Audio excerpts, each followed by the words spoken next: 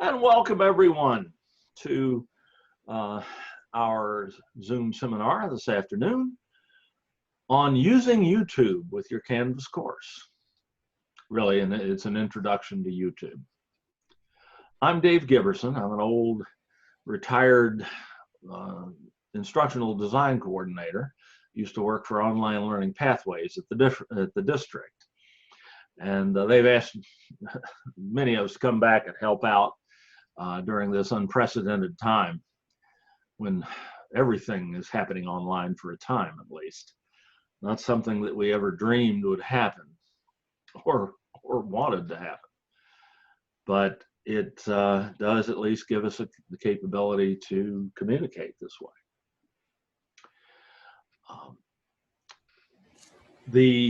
Our topic today will deal with YouTube. Whoop. Except I just lost my outline there. Excuse me for a second. There we go. Oh. That's why. Because I'm trying to show you something about YouTube. I'm going to have to sign back in for a second. There we go. Now, I'm going to be sharing my screen here much of the time. Zoom's superpower. That's what makes Zoom a virtual classroom as well as a chat tool. Zoom's screen sharing is unsurpassed in performance, though please do let me know if you have any trouble seeing or hearing anything. Don't stand on ceremony. Please just unmute yourself and speak up. I'm very happy to hear from you. So here is our outline for today. We've taken care of the first Roman numeral there already. So let's get to talking about YouTube. We're going to talk a little bit about YouTube's capabilities, advantages and disadvantages. We're going to see how we can find content on YouTube that's already there, how to upload our own content to YouTube, how to manage that content, and then how to share those videos in Canvas.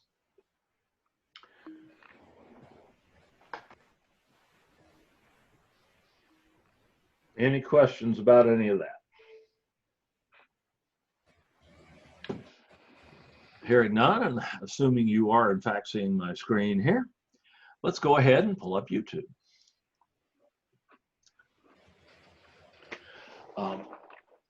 I doubt there's any of us who haven't at least looked at YouTube at one time or another. We know it's the largest and most compatible, best performing video sharing site on the internet.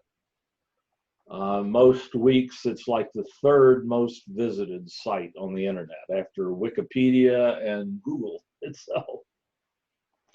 It is owned by Google, maintained, so it has the vast resources of one of the largest corporations in the world behind it.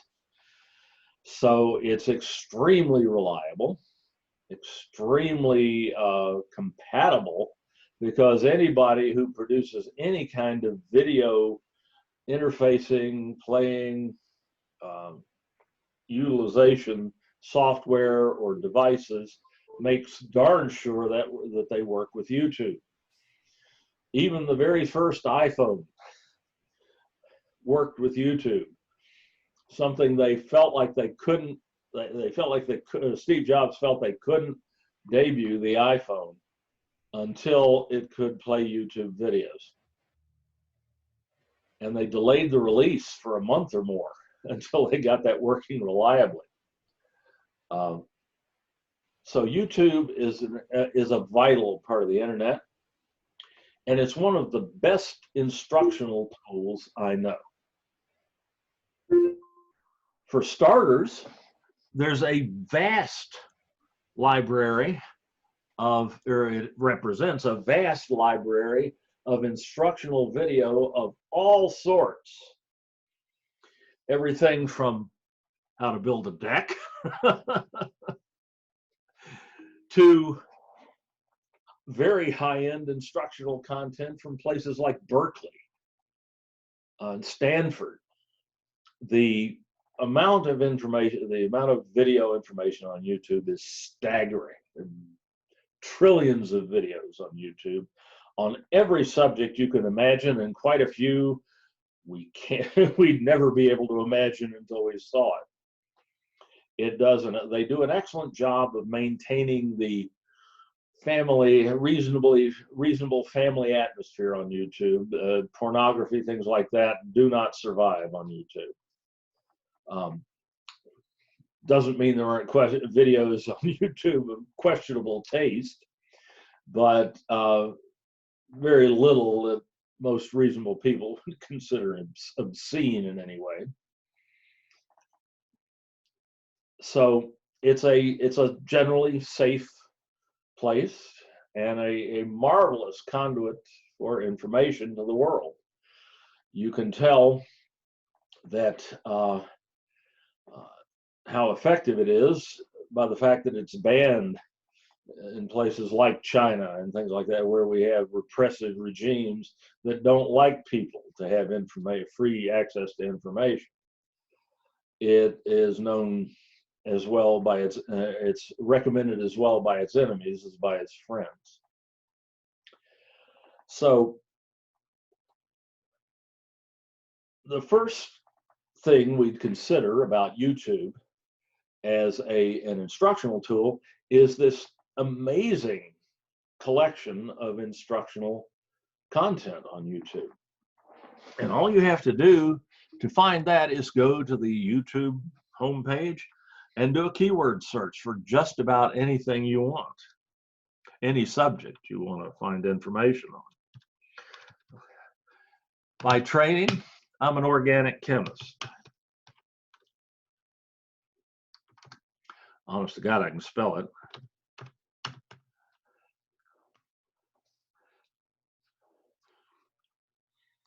There are just an astounding number of hits here. It'll show us about 100 at a time.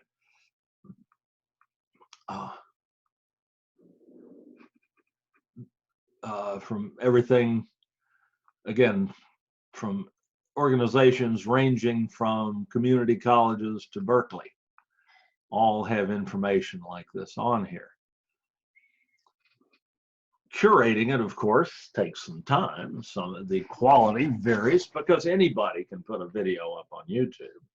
So it's quite a challenge in terms of selecting information that's reliable. But as faculty members and subject matter experts, that's something you can do. There are organizations that are more immediately trustworthy than others. Like the Khan Academy here is justifiably famous for its instructional videos. Those you could probably be a little bit more confident of. Also, TED puts all of its, or the vast majority of its videos up on YouTube as well. So those are two organizations you can probably be pretty confident about right off the bat. The others, you just have to look and see, but as subject matter experts yourself, you're uniquely positioned to evaluate that. And when you find material that is on here, it can be wonderfully helpful in an instructional setting. And it's all available for free. That's the number one word that comes to mind when I think of YouTube, is that all of this is free. It's paid for by ad revenue that Google obtains when you view things on YouTube. The advertisers pay it very handsomely to try to catch your eye. And that can make it a little irritating to have all these sponsored videos and things like that popping up. But as we'll see, there are ways you can largely filter out that noise in an instructional setting. And at the worst, you're generally not dealing with a video that is truly objectionable in most cases. So that's not a huge deal. So finding information that you need Like you can see how granular you can be here with some of these suggestions. Infrared spectroscopy in organic chemistry. Oh my God, wish I'd had this when I was taking organic chemistry many, many, many years ago.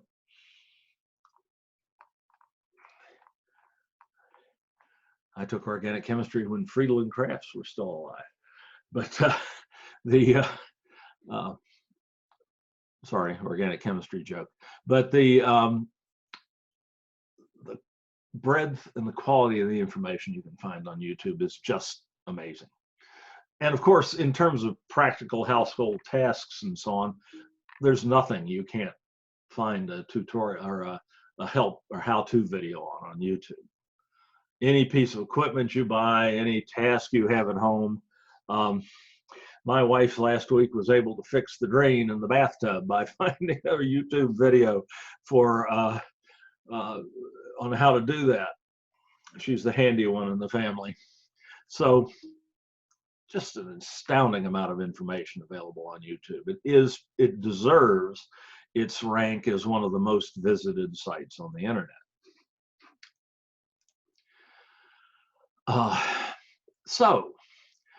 And you can pull information from it without signing up for any kind of account or paying anybody any money or any kind of hassle at all.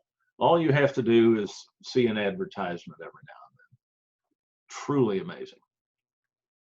But if you want to use YouTube for your own purposes, to share your own instructional videos, which is an incredible capability, it used to be very difficult to put your own instructional videos online. It used to require someone to spend a lot of money or exhibit a whole lot of ingenuity in finding cheaper ways to do it. It used to be one of the biggest challenges in sharing instructional video with your students and your colleagues. With the advent of YouTube and its maturation into a really functional platform it is today, has just eliminated that problem. We don't even worry about it anymore. Also, accessibility of instructional video, particularly for students with hearing impairments, used to be a huge hurdle because captioning videos took hours and hours of time and required special expertise and special tools. And it was another huge hurdle to using this exceptionally powerful instructional technique with our students. About 6-7 years ago, YouTube decided to eliminate that hurdle too. And they have largely managed to do that by providing automatic captioning for almost every video that's uploaded to YouTube. And captioning, initially their automatic captioning was, it was a 1.0 version. It was remarkable that it worked as well as it did at the time because it basically came out of nowhere. But it was somewhat hilarious at times in the errors that it made. But that's largely past. YouTube, the captioning of YouTube videos now is almost perfect. I mean, we're talking 96, 97% accuracy much of the time. Again, it depends on the quality of the sound in the video and the voice that's being recorded to an extent. But it does an amazing job with it. And only in the cases of videos with very challenged sound and so on are you likely to have problems. So all of these videos are captioned. They're accessible to students with hearing impairments. And we couldn't use them otherwise.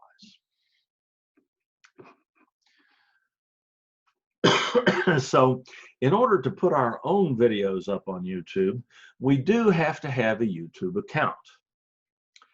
But that is free Free, free, free. Everything is free on YouTube. I couldn't believe that myself, to tell you the truth, when I didn't use YouTube for some time because I had other options that I could use to put instructional video online.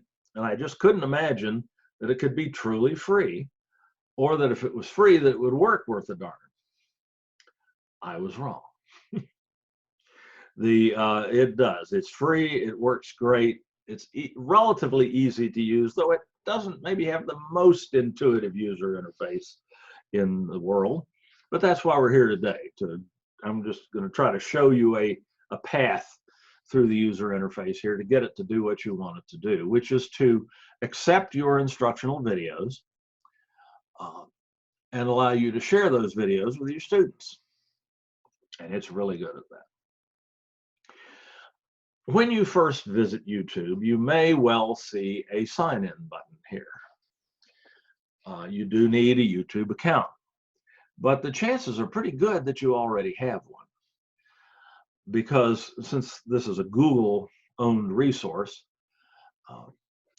if you have a Google account, if you use any of Google's major services like Gmail or Google Docs, Google Drive, you already have a YouTube account, because your Google account is your YouTube account.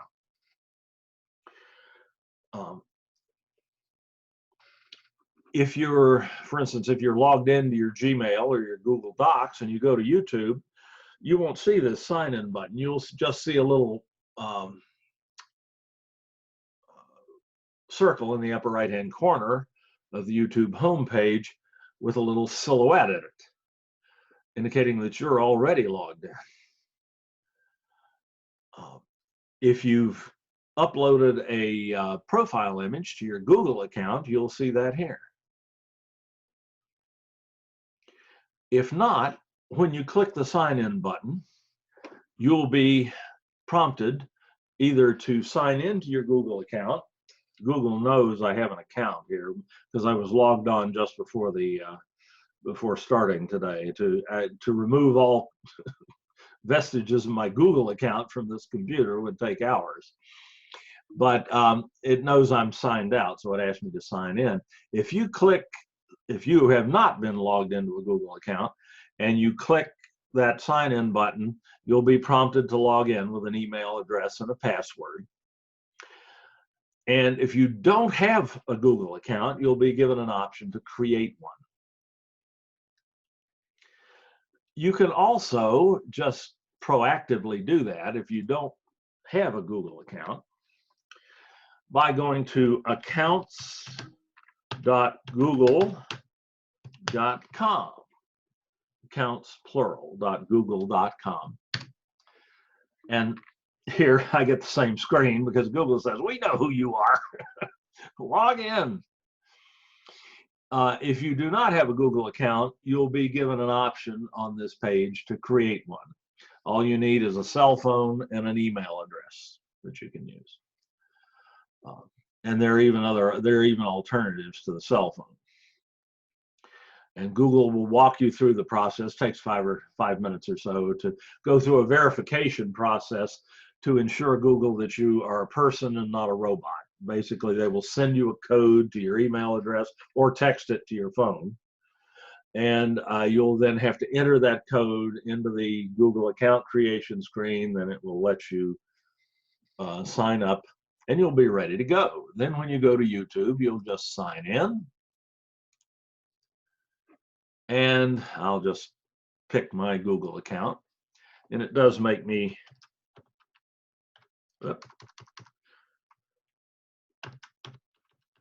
re-enter my password as a security measure, more to protect me than anything else. And here I am back to YouTube. I did that in the wrong place. There it is. There I am. And now I can tell that I'm logged in as me. So that's how you gain access to YouTube as a registered user.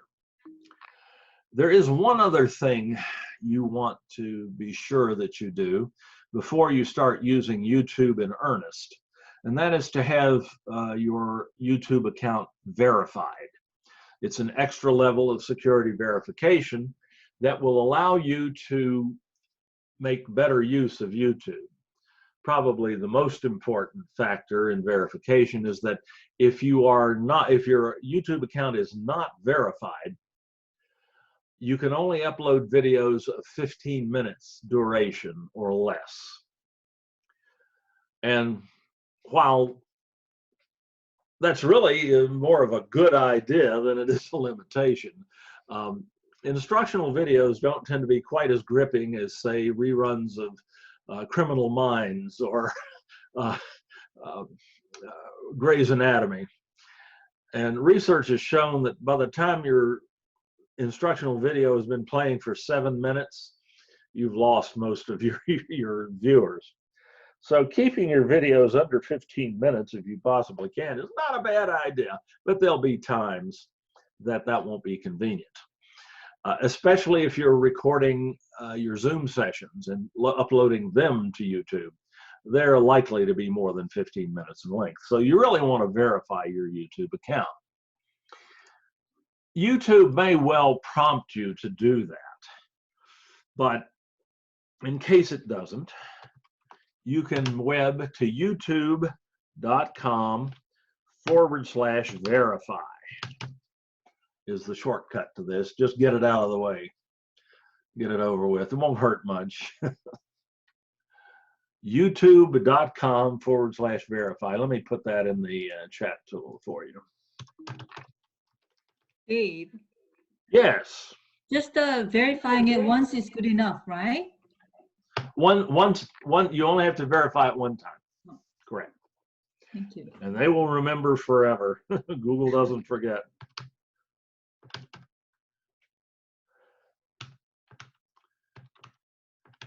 Good question.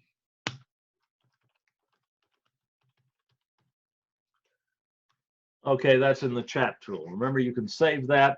Again, the little save icon is in the lower right-hand corner on a computer. If you're on a mobile device, you may not have the capability to save that. But if you need a copy of the chat log, I automatically get one when I record the meeting. So if you need a copy of this chat log, just email me. I'll be happy to send it to you when it's all done.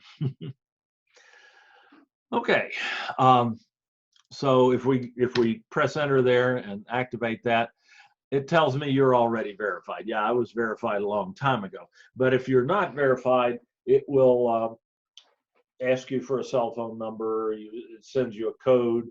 You type the code in a box, and you're verified as being a human being instead of a robot. And then it will let you upload videos basically as long as you like. How do they do this for free? Gee, they must be making a ton of money on the advertising, because it costs a lot of money to do something like this. I used to have to do this for myself, and it is ferociously expensive to pay for this much storage and this much bandwidth, and for the programming that makes the site work and so on. Ferocious amount of money being spent there. And they give it away for free. You can put as many videos as you like on YouTube. I'm up somewhere north of 500 to 600 right now over the years. And those videos can be just about any length. I put videos up there as long as, well, I uploaded one the other day that was 5¼ hours long. Huge file. It just took a little while, but it's up there and you can play it right now. It's one of our sessions the other day on the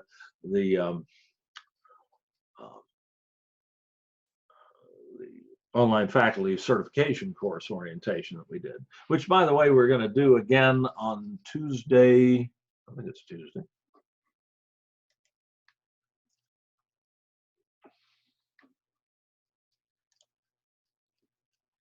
Monday, Monday, May 4th. We're going to do that again at 2 to 4 in the afternoon, because we had like 120 some people in that first meeting, so we know there's a demand for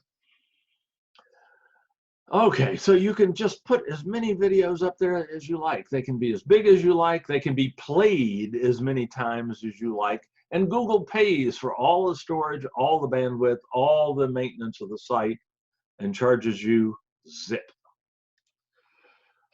If your videos are a lot more interesting than mine, you can even monetize your videos and get a little tiny little bit of, you know, a few fractions of a cent every time somebody watches one of your videos.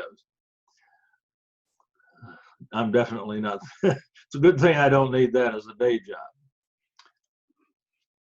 All right, so that's how you verify your YouTube account. Let me drag this over here so I can see it without having to interrupt you.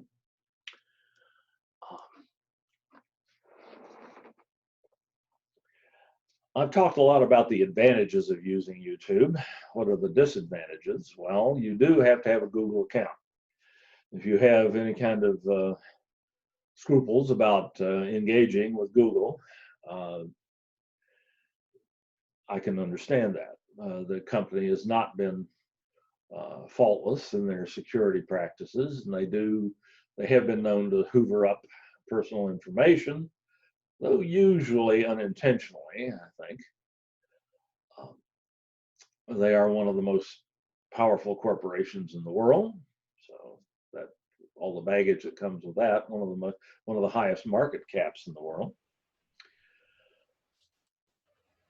But on the other hand, they're giving away these wonderful free services. And their motto, if you recall, used to be at least, do no evil. And they're probably less evil than a lot of large corporations, though not totally blameless in any way either. So those scruples aside, Google products are supported by advertising revenue. So there will be a lot of advertising type content on the YouTube website anytime you go there. Though you'll note here that when I went in and I searched this for these, that most of that advertising content went away. Some of the videos themselves may have some advertising content embedded in them, but that advertising content is not a constant companion in YouTube. And in fact, when you share your the videos stored on YouTube with your students, the chances are real good that instead of actually sending your students to YouTube to view the video, that you're going to embed the video into your Canvas course. And that eliminates the vast majority of the advertising, the distracting advertising that your students will find on YouTube if you send them directly to YouTube to play the video. And there are even ways, the last thing today I'm going to do is show you how to prevent YouTube from flashing up a bunch of suggested videos when your video stops playing, when it finishes, or when you pause it. YouTube will flash up suggested videos, which usually have little or nothing to do with the topic that you're trying to impart to your students. There's even a way that you can prevent that from happening. You can pretty much strangle out Google's ad revenue on your videos if you're so inclined, and eliminate those distractions for your students. And Google won't gig you for it. There's just one thing you can't do with YouTube that can be problematic educationally, and that is to put a copyrighted video onto YouTube, or shall we say a commercially copyrighted video. Because any video you put up there is copyrighted.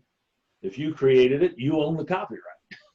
So that's not what I'm talking. I'm talking about commercial videos like feature films, episodes of instructional programs, or copyrighted instructional material that you purchased, and you maybe want to share that content with your students. You can't do that through YouTube. YouTube got into a lot of trouble over that sort of thing some years ago, and instituted an automatic process, a daemon it's called, that runs through all the newly uploaded videos constantly and checks for copyrighted content. And they have this amazing database to compare to. And I guarantee you, even if you use a copyrighted song as background audio in one of your videos, YouTube will probably catch it. Ask me how I know that. I did that the other day, and it came back and it gave me a list of the songs that were in the background of this video. And I hadn't even noticed. And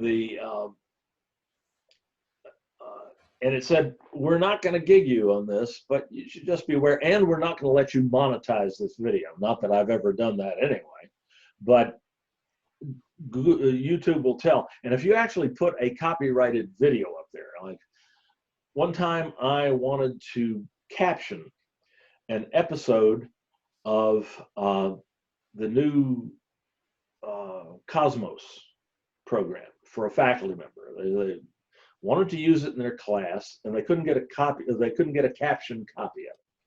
So I was going to just put it up on YouTube long enough for YouTube to create the automatic captions, and then I was going to take it down. I was going to download the captions, take it down, and then I could produce a captioned DVD for the faculty member.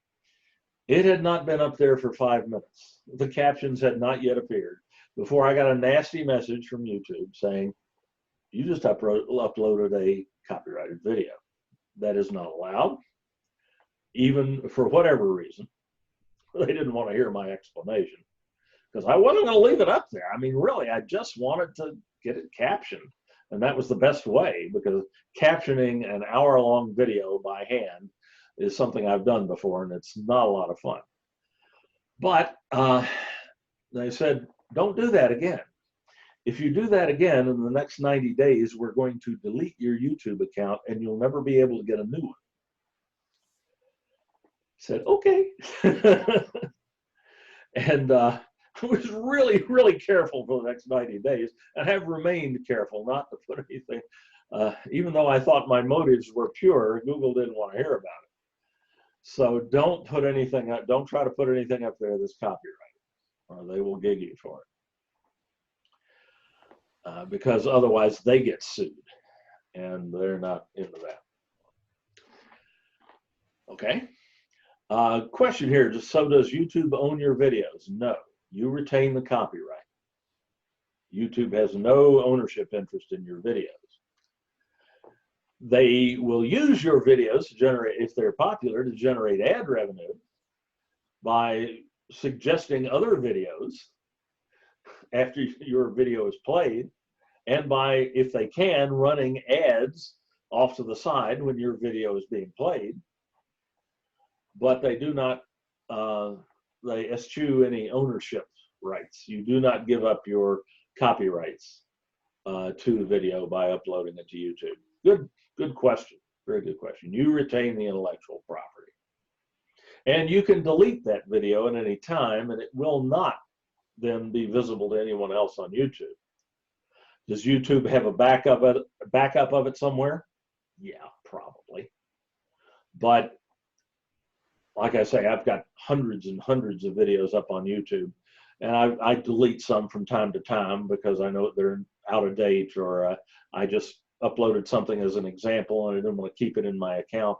I've certainly never seen any of those pop up anywhere or anything like that, nor have I heard of anything like that happening. Again, it would be commercial suicide for YouTube to do that sort of thing. How do I know if the video has copyright? Well, that's a good question. If you didn't create it, you better assume that it's copyright. The ones you really want to be concerned about, though, are commercial videos, things that you bought. If you bought something on a DVD, I guarantee you it is copyrighted. And somebody owns that copyright, and if you put it up on YouTube, it may well be flagged. If you rip the video off the DVD and upload it to YouTube so you can share it with your students, it may well be flagged. I would advise against that. And in fact, any work of art, literature, or anything approaching that is in fact inherently copyrighted. The owner, the creator of the video, unless they have assigned those rights to someone else or sold them to someone else, the creator of the video or the artwork or the song or whatever owns the copyright to that song or to that work automatically. You no longer have to apply for copyright. That they stopped requiring that decades ago. If you create something, you own the copyright to it, and it is copyrighted, and you have intellectual property rights to it, and others may not infringe upon that without your permission. How long will a video be copyrighted before it becomes public domain? Interesting question. Right now, most videos created earlier than 1927 are in the public domain. Doesn't mean they're not copyrighted, they're available for free use for free to anyone. What happened in 1927? Anybody know why that year is so important, copyright-wise? That was the first appearance of Steamboat Willie, the iconic Disney cartoon that introduced Mickey Mouse. Mm. And Disney has got a powerful lobby, and they have so far managed to prevent Mickey Mouse from going into the public domain. And everything else is held up right there too. Hey, Dave? And yes. My question was right above the one that you just answered. What about wedding videos with famous songs playing in the background? Probably YouTube will catch that. But when I did that, I did something like that inadvertently, and they informed me that the video had copyrighted music in it, but they didn't gig me. It wasn't what they call a copyright strike, which is the thing you want to avoid. They just said, you know, you ought to know that, and you're not going to be punished for it in any way, but we're not going to let you monetize this video. We're not going to let you put advertising on it and get a tiny bit of money every time somebody clicks on it, because that wouldn't be right, because those are copyrighted songs. So you're probably not going to get into any trouble doing that. But technically, that is a violation of copyright. Sometimes I think breathing falls into that category. Violating somebody's copyright on oxygen or something, or patent. But it is something you do want to keep in mind when you're putting media online, especially if it's your own, because you wouldn't want someone else stealing your work and selling it or monetizing it. So it is something you always consider. But you can minimize the possibility of any issues like this by, when you share your videos, share them through Canvas with your students. And Canvas is a password protected site. Only your students can see them. And that vastly reduces the likelihood of any sort of copyright issue down the line. Good questions.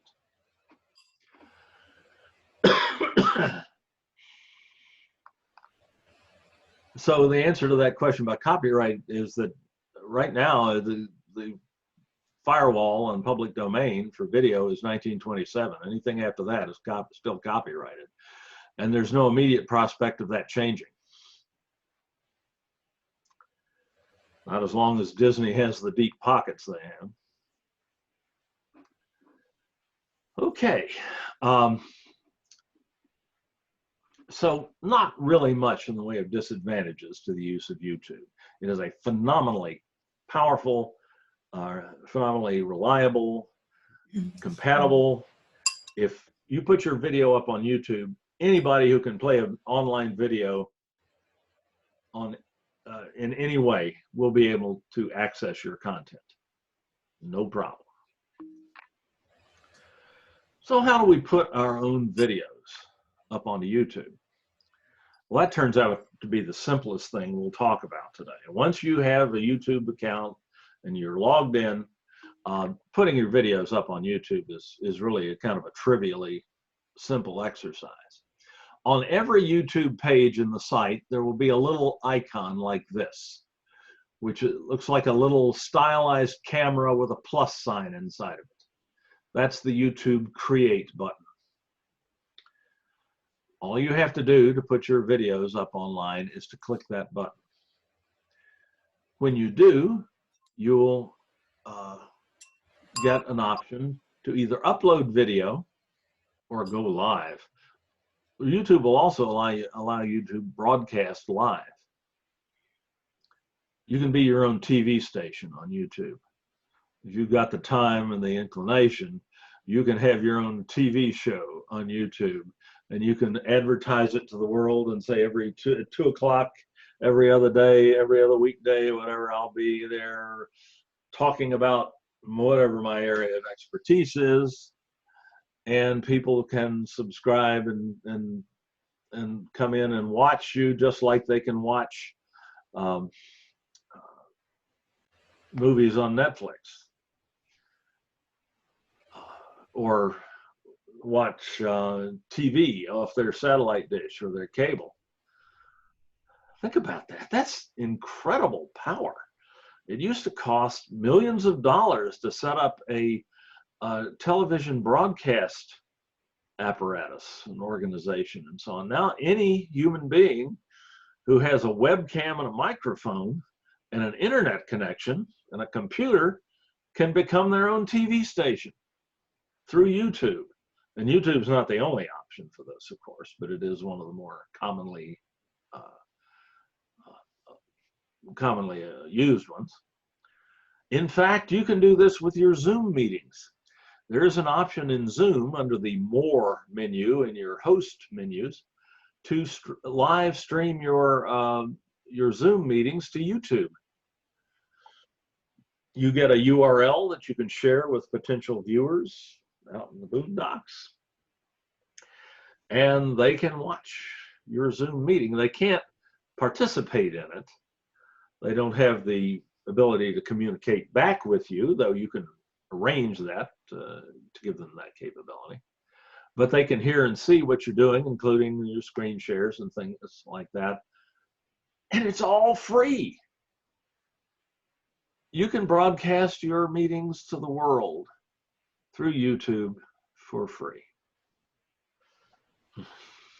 Somebody's making money somewhere. We got to know that, but at least it's not coming out of our pocket. But normally what you want to do here is upload video. So we'll just click that. And then YouTube begins, the train starts to leave the station. YouTube walks you by the hand through the upload process. And it involves 3 screens you have to go through. And on one of those screens, you don't have to do anything. And on the other 2, you have to do 1 thing each time. Well, maybe 2 on the first screen.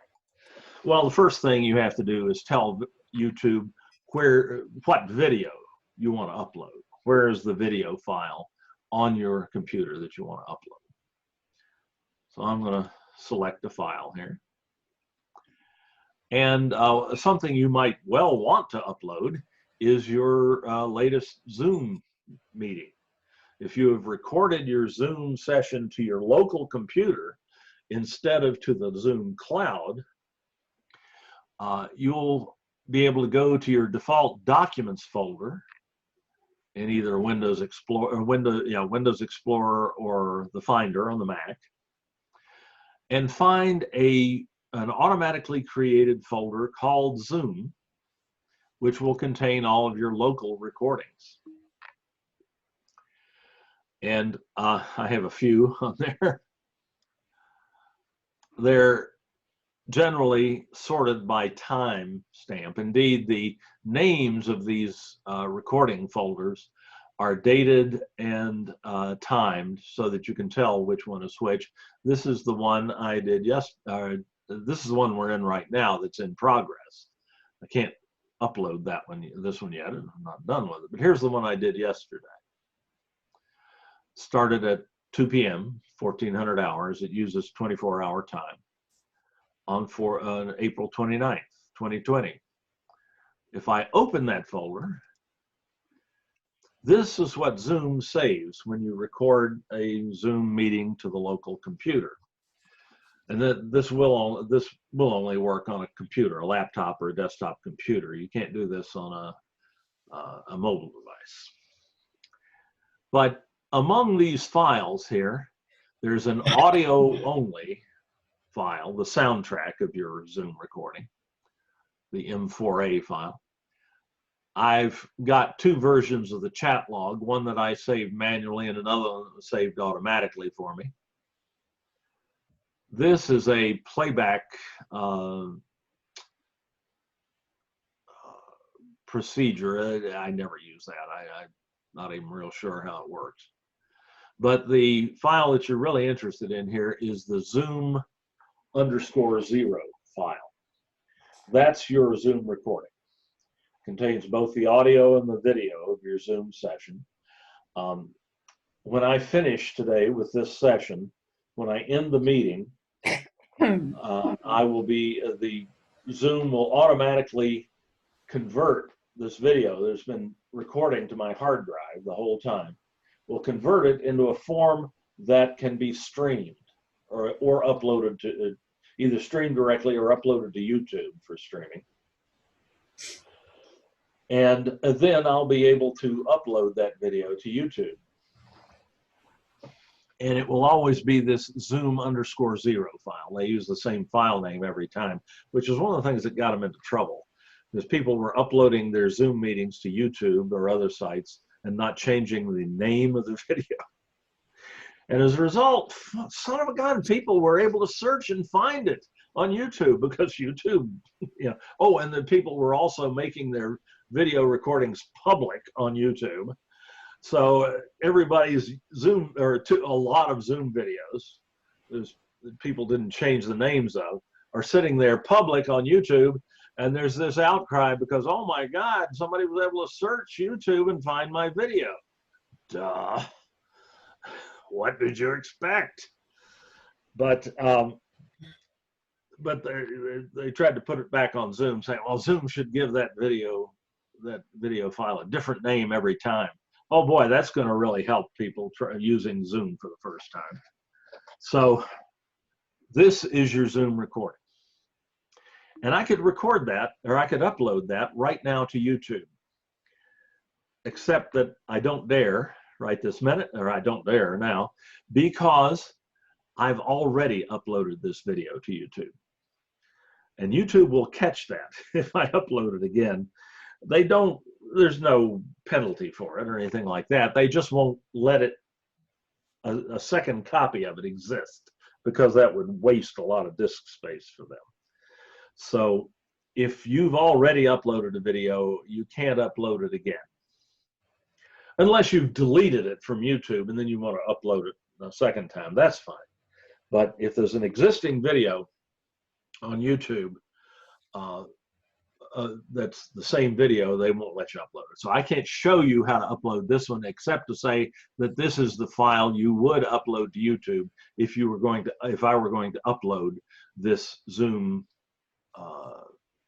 recording, which I did last night. I should have waited and used that as an example today, except that also this is a huge file. That is half a gigabyte of video right there.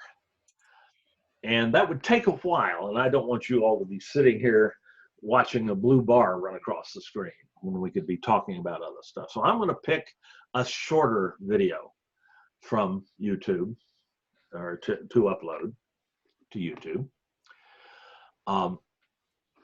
right now. By the way, the size of this video is one of the reasons that I like to put my Zoom recordings on YouTube. The process is a little bit more, just a tiny bit more involved than recording your Zoom sessions to the Zoom cloud. That happens really automatically. And it's pretty straightforward. But you are given a limited amount of storage in the Zoom cloud. I believe it's a gigabyte. And Zoom does some further compression of the video when you upload it. So this video would probably not take up quite that much space, quite half a gigabyte on the Zoom cloud, but it's going to be something close to it. That's half the storage space I have on the Zoom cloud. That's not a sustainable situation. So I like to put my stuff on YouTube because YouTube, I have more confidence in YouTube's ability to serve it and play it back, to keep it safe and reliably accessible, and to caption it. Though the captioning in the Zoom cloud is exceptionally good too. I got a feeling they probably licensed the technology from YouTube, as a matter of fact. That's just a guess, I don't know that. But the YouTube, you can upload as many Zoom recordings as you like, and you can leave them there forever. I've got videos I put on YouTube in 2006, 2005, and 2006 that are still there and still playable. You can leave them there as long as you like, and as you can, people can use them indefinitely. I'm not so sure about the Zoom cloud. Zoom is a much smaller company, and they're just being hammered by huge growth over a very short period of time. I always worry about that sort of situation. Though so far, I will say they've been great. But say I uploaded one of my Zoom recordings one time to the Zoom cloud just as to test it. And it was like an hour before it was ready, and it was several hours before the captions were ready. With YouTube, a Zoom recording is available in 10, 15 minutes usually. And the captions appear not very long after that. So if you need to put something up that you need your students to have access to as quickly as possible, YouTube's going to be a lot faster too. Though in the long run, the Zoom cloud works exceptionally well. I've been just amazed at how well it's held up, given the disparity in the size of the two companies. So I'm going to cancel out of this, and I'm going to hit select files again, and I'm going to go find something that's a little smaller to upload. I believe this should have something here.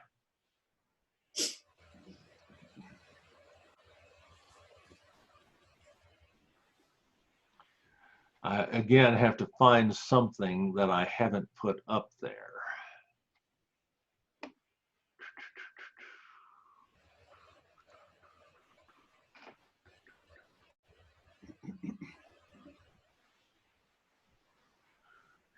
Sorry, I should have selected this in advance.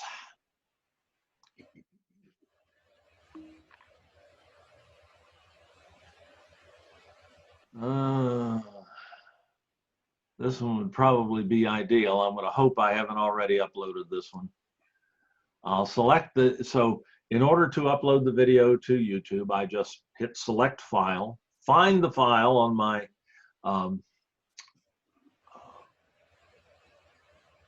local hard drive, select it, and click open. And now you're off to the races. That file is now being uploaded to YouTube. That's all you have to do. You do have to give the file a name.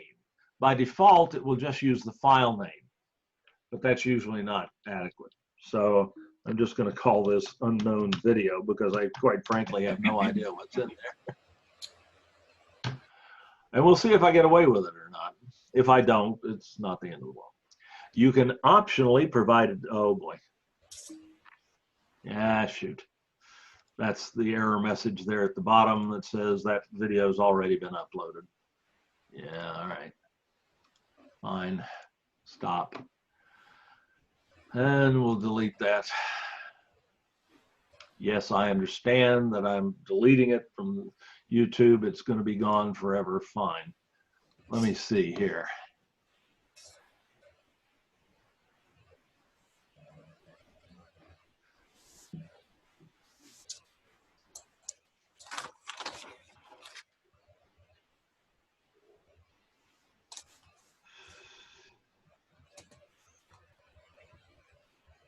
And that's just the first page of videos I have on YouTube. And that's not one of them. Let's see, using virtual backgrounds in Zoom. I'll tell you what, I'm going to delete this one and load it back up here in a minute. Delete forever. Yes, I understand. All right, so now I can upload that video again. I'll go to create. Won't hurt to go through that process again. Upload video. Select file. And that one should be here.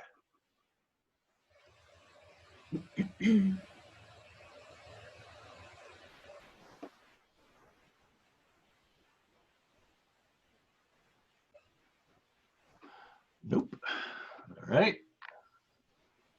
I know where it is most likely. Ah, there it is.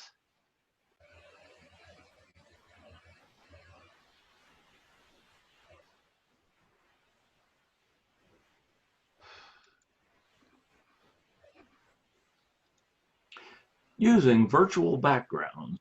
That's the one. All right.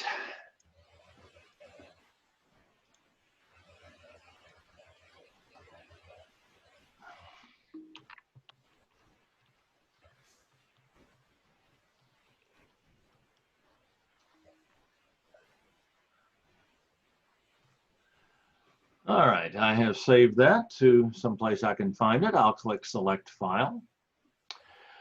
I'll go to my videos folder and I call that virtual backgrounds. Let me find that here.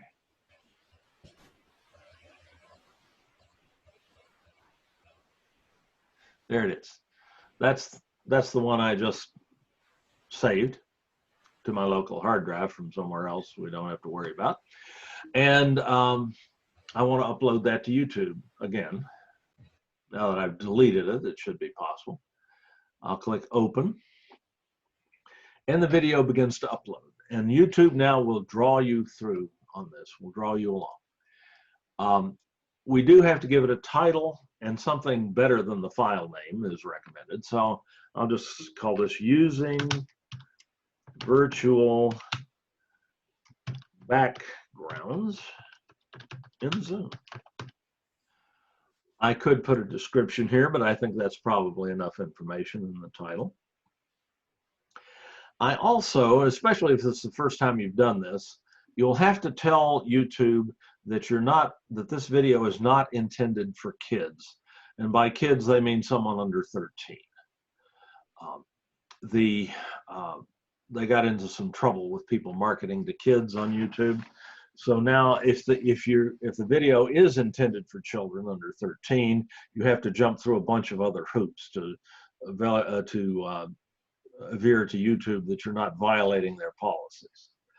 But in your case, that's not going to be the case. I doubt seriously any of you have students as young as 13. So the answer to this would be no, and that makes life much simpler for you.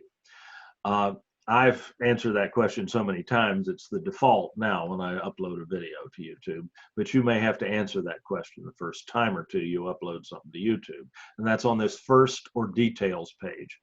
And if you try to go to the next page and you haven't answered that question, YouTube will stop you and ask you to answer it. So you don't have to worry about remembering that, except to remember that you want to say no here. So a title, and no, it's not for kids, and then you just click next. This is like going through a module in Canvas. It's hard to get lost. This video elements page, there are fun things you can do here, but they're not especially instructional. So I'm not even going to talk about that. I just blow right by this screen. Next. On the last screen, you do have to indicate to YouTube the degree of visibility you want this video to have. And the options are public, unlisted, and private. You want for an instructional video either public or unlisted. Private is what you would use for your baby videos, something intensely private. is an extremely restrictive option in that in order for people to be able to view that video, you have to specifically list them by email address. And they have to have a Google account associated with that email address, and they have to be logged into Google in order to view this video. You do not want to put your students through that. And you don't want to have to, for one thing, I don't think you can have more than 35 people assigned to a private video. At least that used to be the number anyway. So that is totally inappropriate for an instructional video that you're using in your classes. You're going to pick either public or unlisted in all probability. Public is, of course, the most open option. Not only can anyone watch it, but anyone can search for it and find it on YouTube. So they can go to the YouTube screen like we did initially and type in your subject, and your video might pop up. If you're okay with that, that's great.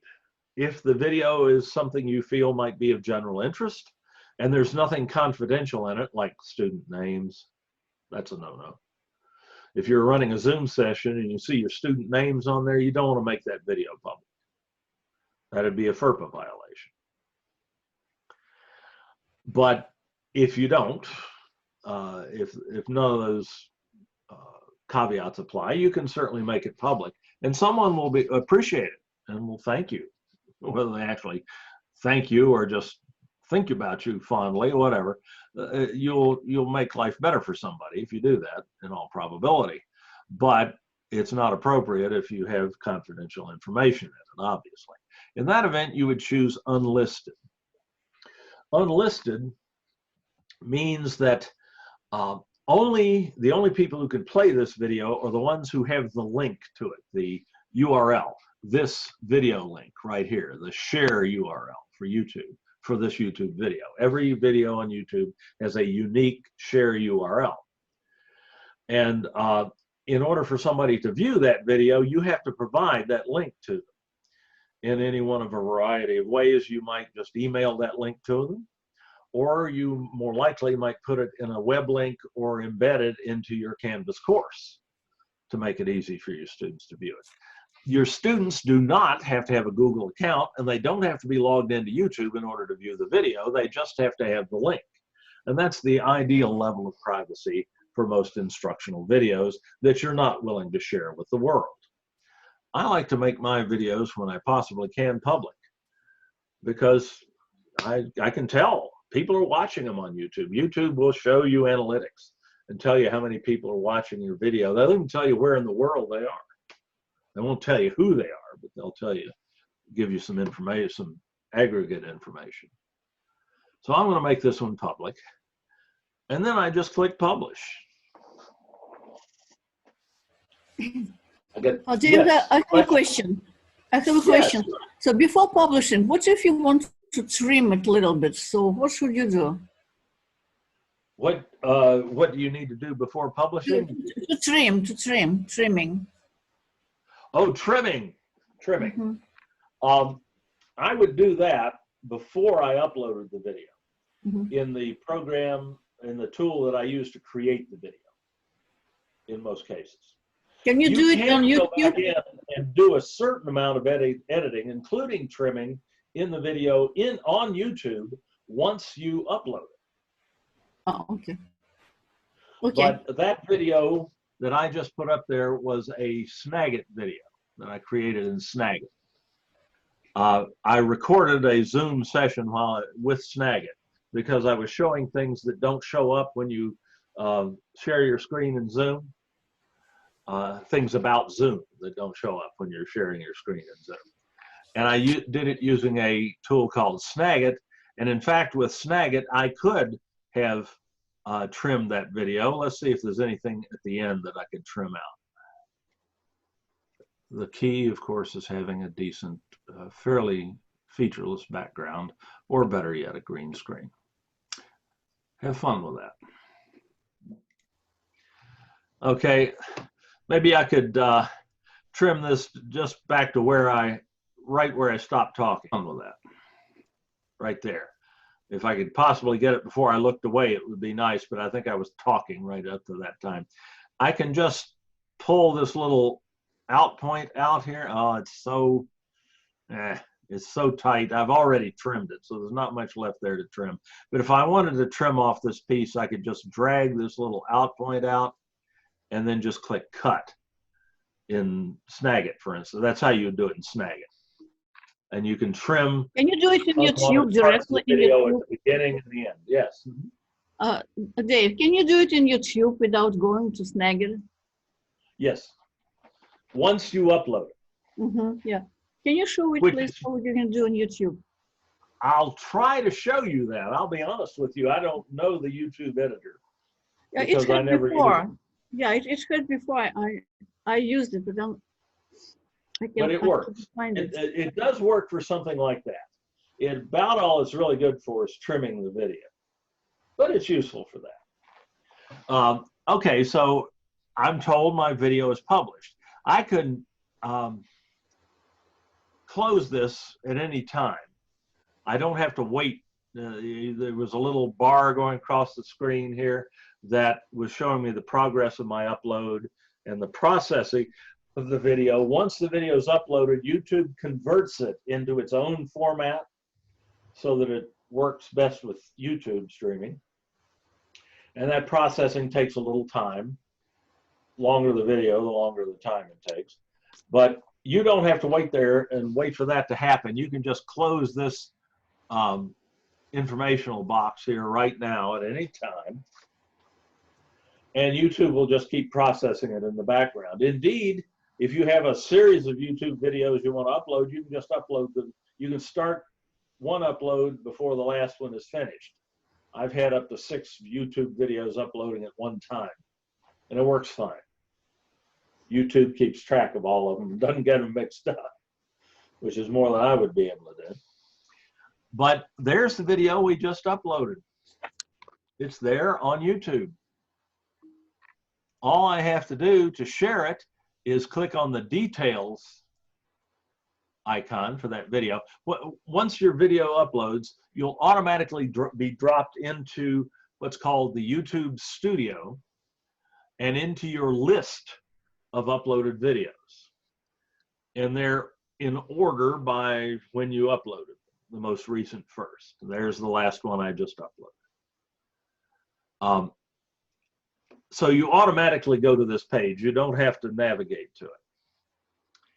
And when you mouse over the detail line for that video in this list, you see some icons.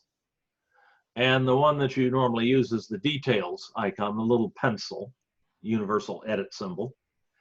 And here's information about this video, including and things that you can change if you want to. At this point, I could change the name if I wanted to. I can get the video URL for it just by clicking that icon right there. That puts it on the on my clipboard, so that'll allow me to share it. No, it's not made for kids. And you can create playlists on YouTube, groups of related videos that people might play one after another. And you could add this, you could create a playlist or add this to an existing playlist if you wanted to. I use other ways of sharing my videos. I don't use YouTube playlists much, but it might be useful. There are more options that you can get here in the details page. You can change the category to maybe education. I didn't catch that when I didn't have that option when I uploaded it. I can allow it to be embedded. I definitely want to do that. Dave, this is where you kind of do the minor editing on captioning too, right? Yes, indeed. Though this video probably does not have captions yet. Can we do it? I can tell if it does by going to the subtitles link on the details page here. Subtitles, captions are more or less the same thing. If I click on that, whoops, I had made changes. I probably want to save those. Now I'll go to subtitles. And I have an option to add a caption track, but there's not one there yet. There would be a caption track here that was that said English United States automatic, if the captions had been created yet, which they haven't. That takes a little bit of time usually. But if they were here, I would be able to edit them. So let's just pick the video before this. Well, no, that's a huge one. Let's go here. Let's take this one. I uploaded last night, I think. Yeah. Let's look at that video, at its details. If I click on subtitles on that video, this is what you will see after the automatic captions appear. You'll see 2 lines here. The second line just allows you to add, if you have a caption file that's been created offline, which you won't, you could upload it here. But what you're waiting for are the automatic YouTube captions. And once they appear, as they will within minutes on that video I just uploaded, you'll be able to click on this little menu link here and edit the captions. Don't worry about the difference between YouTube Studio and Classic Studio and so on. This will allow you to edit the captions.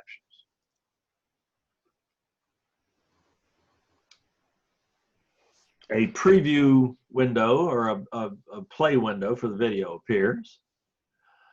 And there's an edit button here above and to the right of the video, which you can click, and this will allow you to edit your captions.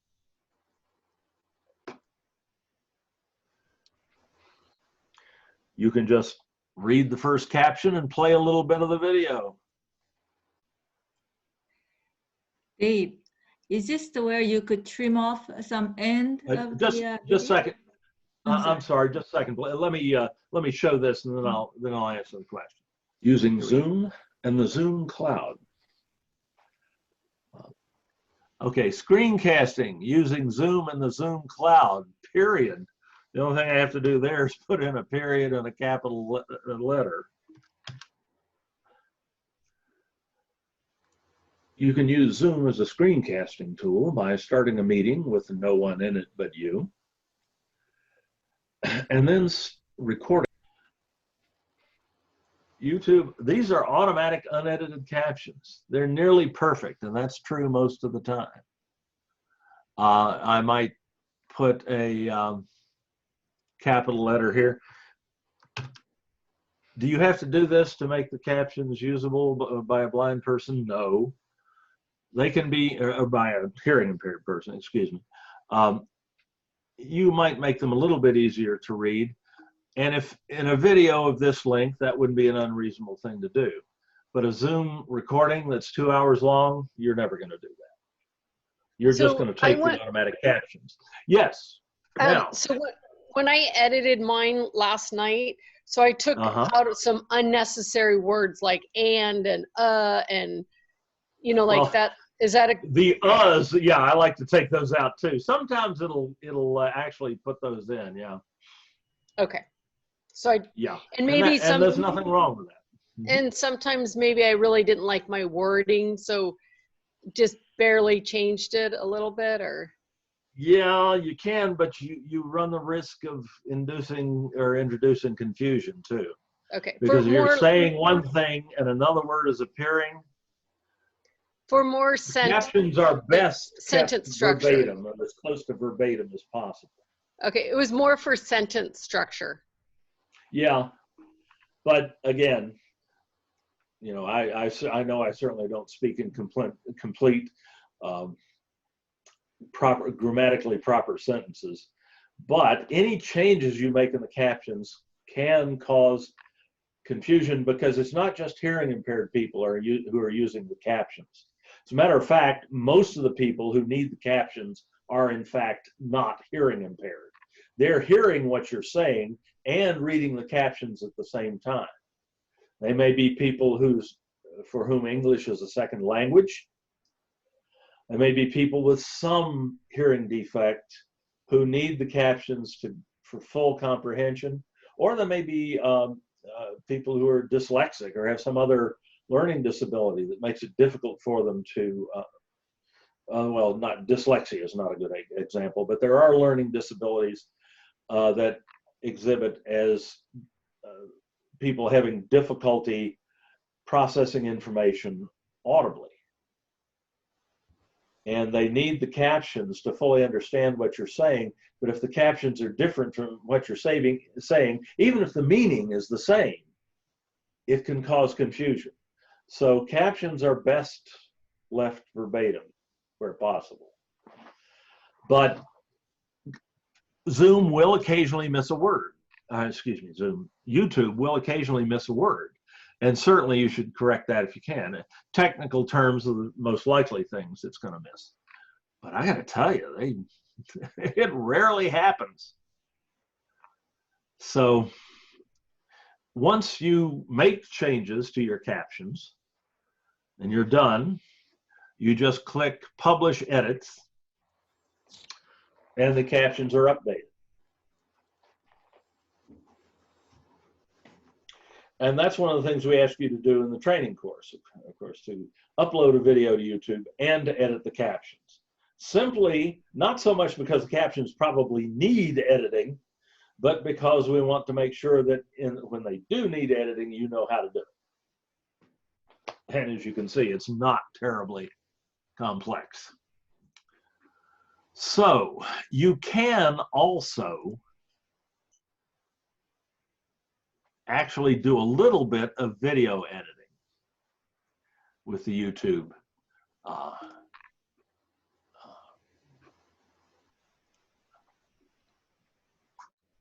interface. I can go to the YouTube editor and you see a fairly standard looking video editor. This actually looks better than it did the last time I looked at it. I will tell you that I am no expert in this because I have other editing tools that I use. I will be happy to play around with this with you. One of the things you see here right away is the option to trim the video. But rather than hacking around with this when I'm not familiar with it, I'm going to ask you if I can leave that until the end of the session in the questions, and we'll play with it. We'll both learn. But that is in there, and that's where you find it, on the details page for the video, under editor. But the last time I looked at it, about the only thing you could really do efficiently with it was trim, which in itself is worth being able to do. Okay, so we've got our video up on YouTube. It's been captioned. We've maybe or maybe not, we've edited the captions. It's ready to go. It is ready to use. Let's see how we get it into Canvas, because that's probably how you're going to provide it to your students. Though you can certainly just email them, in a pinch, email them the video link there. Just paste that into an email and send it, and the student clicks on the link and up it goes. And it doesn't matter what the student is viewing it on, or what device the student is using to access their email. Their phone, their tablet, their computer, they'll be able to play this because YouTube is compatible with everything. That is one of its great strengths. But, good question. How do you take out the uhs? You may have heard me say that once or twice. Am I doing that? Yeah, I know I'm doing that. It's one of my favorite words. After 45 years of lecturing, I still can't break myself of that habit. Is it possible to go back and edit and take those out? Yeah, but probably not effectively with the YouTube editor. If you're going to edit, if you're going to do much editing of your instructional videos, you really need a better editor than that. And I have a suggestion for you. And I'll talk about that in a little bit. But let's make sure first that we get through the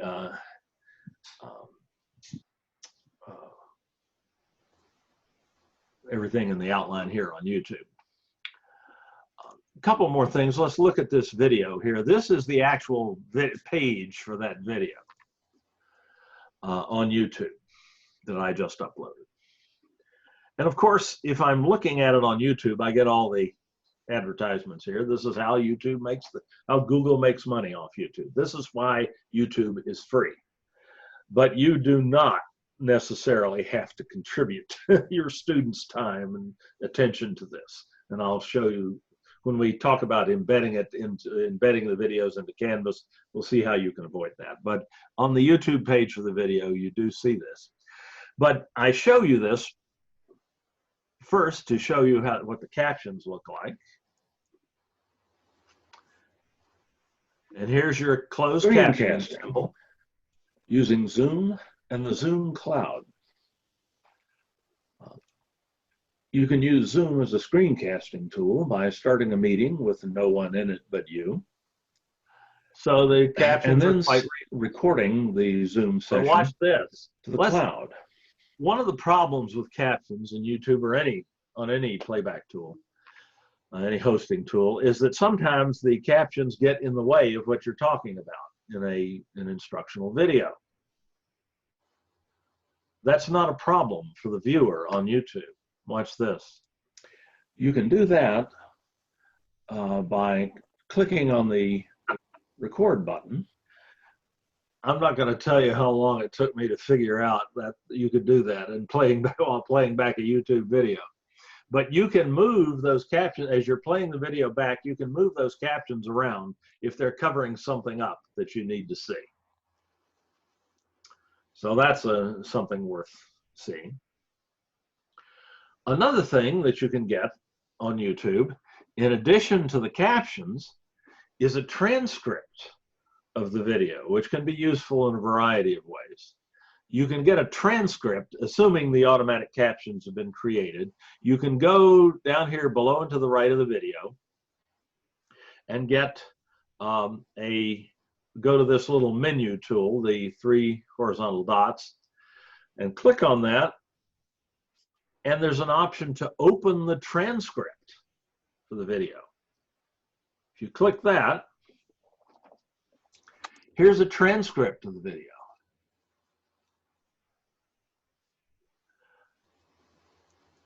With all the timestamps on all the captions, but this is in fact a transcript. And you can capture this. The only way I know to do it easily is to copy and paste. You can just highlight it, copy it to your clipboard, then go to Word or something, some text editor.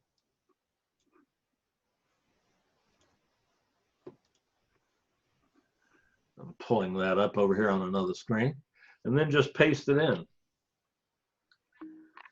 You do have to take out the timestamps to get a clean transcript, but you can get an actual transcript of the video, which there are times when that's convenient. So that is another feature that YouTube offers that's quite nice. And of course, on this page here, you can also get the share information for this video by clicking the share button. And this is true whether it's your video or someone else's. You can always get the share information for a YouTube video by clicking on the share button here. And your basic URL, your video link, is right here, and you can just copy that to your clipboard by clicking on the copy button there.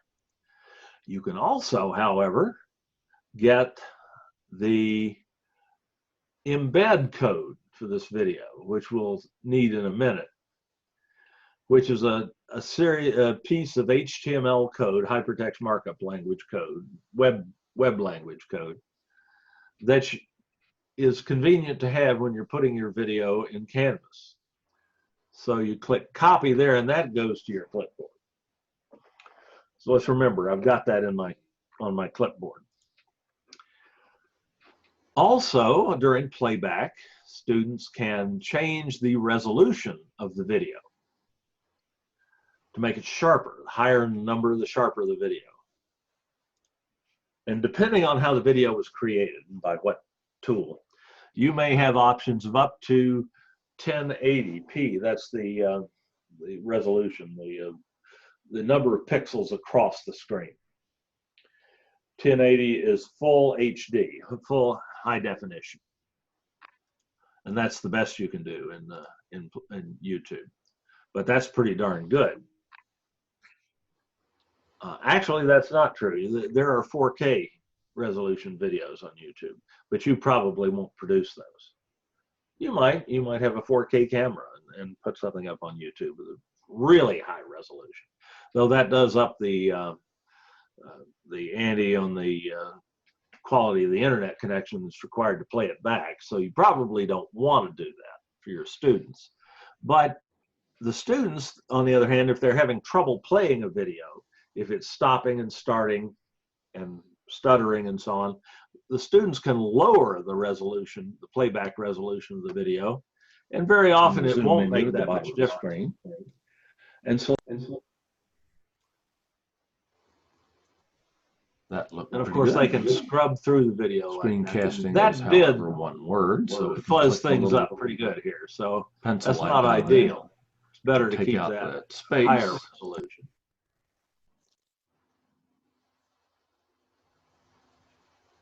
and save the change. Notice how much sharper that got.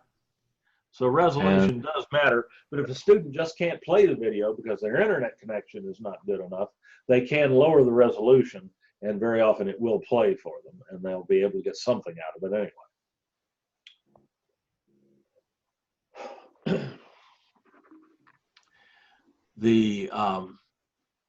Okay, so playback in YouTube is, you do have lots of tools there. And things, There's a you tool can to share translate. I'm sorry? You can interpret, translate into different languages through the Oh, three you can do dots. that as well.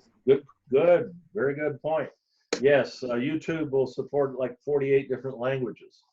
So you can translate your captions into other languages.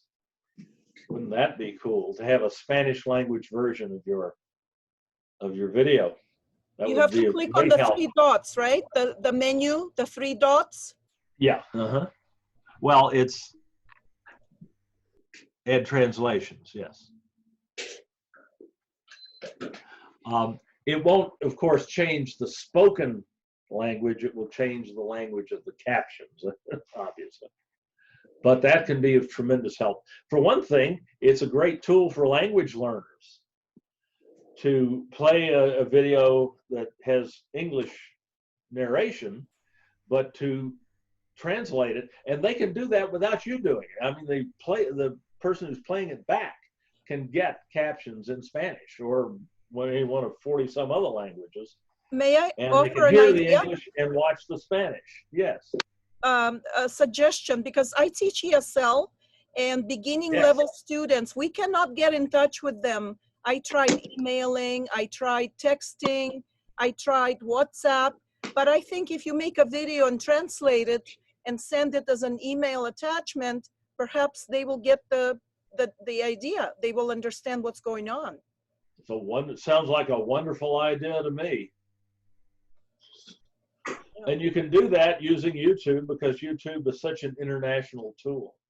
When the automatic captions first started, they were available in English and 2 or 3 other languages. Now there's 40 some.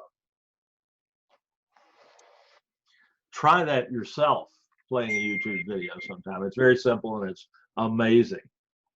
And it's not, the translation is not fully idiomatic or completely reliable, but it beats the heck out of nothing. So, and like the captioning itself gets better over time. Great point. Thank you for bringing that up. I'm about to forget it. Okay. Now, so how do we get this into Canvas? That's pretty critical. Let's pull up Canvas here. Don't want to lose track of that. Sorry, I was looking up parts for my lawnmower earlier. Forgive me. Here's Canvas. Let me go into my dashboard. Let me just pull up a sandbox course here that I can drop stuff into without messing anything up. And we'll create us a module here for this purpose. How would I normally provide these videos to my students? Well, I put them into an instructional module that was concerned with the topic that the video was dealing with. And I'm just going to call this video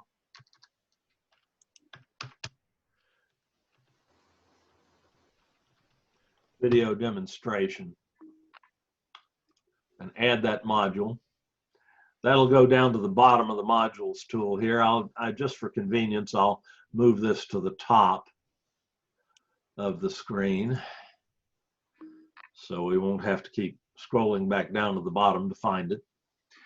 An empty module there, and now let's add a link to a YouTube video to this module. Well, one way to do that is just to create, is of course to click on the add item button, the plus sign for the module, to add a link to the module, and we'll add an external URL, a web link. Then I just need the share URL for a video on YouTube. Let's see, I think what I have right now is the embed code, as a matter of fact, so let me go back and pull that up. Here's YouTube. Go to the video details page for this video. Here's my video link. I'll just copy that to the clipboard by clicking. They give you a convenience button here to copy to the clipboard, or you can just highlight it and do a Control-C on a PC, Command-C on a Mac to put that on your clipboard. Now let's go back to Canvas. And the external URL object requires the share URL, the uniform resource locator, the web link for that video. Control-V will paste that in. I'll need to give this a name. Just call it YouTube video link. I could call it anything I wanted. It's generally a good idea when you're putting a video and a web link in a learning management system like Canvas to load the video in a new tab. The video is likely to play better. So I'll select that option and click Add Item. And that's the minimum you have to do to make this video available to your students. I'll publish that link, and then the student can just come in and click on that video page link. And oh, that's the wrong link. Excuse me. Pardon? This is the one I just created. I was jumping ahead a step in the presentation. My apologies. They click on this link, which is a web link, an external link. Canvas asks them to OK opening a new window. And there it is. The video plays. But it's playing at YouTube. I don't know. I'm a lot more interested in these baguettes over here than I am in my video. But first thing my eye went to was that French bread there. You ever been to, what is it, Bon Mi? Little bakery down on in Miramar, on Miramar, not Miramar Road, Mira Mesa in Miramar, near Miramar. Marvelous little Vietnamese bakery with the best French bread I have ever had in my life. That's one of the things I so miss about San Diego. We used to What's the name go of down the in the afternoon. Huh? What is Pardon? the name of the bakery? I think it was just Bon Mi. Bon Mi. Yeah. It's in the little shopping center. There's a pho restaurant there, and it's corner of Black Mountain Road and Mira Mesa. Oh, okay. Thank you. And I used to walk down there. It was about 1.5 miles. I'd walk down there and buy 2 baguettes, and by the time I got back to the office, I'd eaten one of them. And they come out hot as a firecracker. Oh, I'm sorry. I'm digressing. Forgive me. But that's actually not entirely unintentional, because this is distracting. You really don't want your students distracted. Seeing stuff over here that's more interesting than your video. I'll freely admit that most of the stuff that appears over here when I play my videos on YouTube is more interesting than I am. So that's not good for instructional purposes. So how can I avoid that? Probably the best way to avoid that is to embed the video in a page in Canvas. Rather than just putting the quickie, easy web link in the module, I'm going to create a Canvas page. A new page, just to show the process. I'll call this video page. I think I've used that name before, so this is, we are just about out of April, 4/30/2020. And add the item. That's just for my purposes. All right, there I've put a page in my module here, but it's a blank page. There's nothing in it yet. So I click on the name of the page and I edit the page to actually put something in it. And I can embed this video, any YouTube video, into this page by clicking on this Insert Edit Media tool here. I have 3 tabs here. You always want to stay away from the Advanced tab if you possibly can on anything. That's a good rule to live by. But the Embed tab is one that I'll use here. And for that to work, to use this Embed tab, I need the so-called embed code for this video. And I had that on my clipboard a little while ago, but let me go back and get that again. Let's see, ding, here it was. I have to actually bring, the only way I know to get the embed code is bring the actual playback page for the video up and go to the share button on the playback page and click on the embed tool here. And then this is the embed code that it wants. And the easiest way to get that on your clipboard is just click this copy button down here. That highlights it and gets it on, and puts it on your clipboard automatically. Now if I come back to Canvas and I just paste that into the box provided and click OK, bada bing. If I save and publish that page, now my students can come in. I go back to my module. There's that page. I do need to publish the module too, if the students are going to find it. And click on that link to the page. There, that's called a video embed. I did not upload the video to Canvas. It's still on YouTube. I'm not using any file space in my Canvas course. This is just a really fancy link to the video, which remains on YouTube.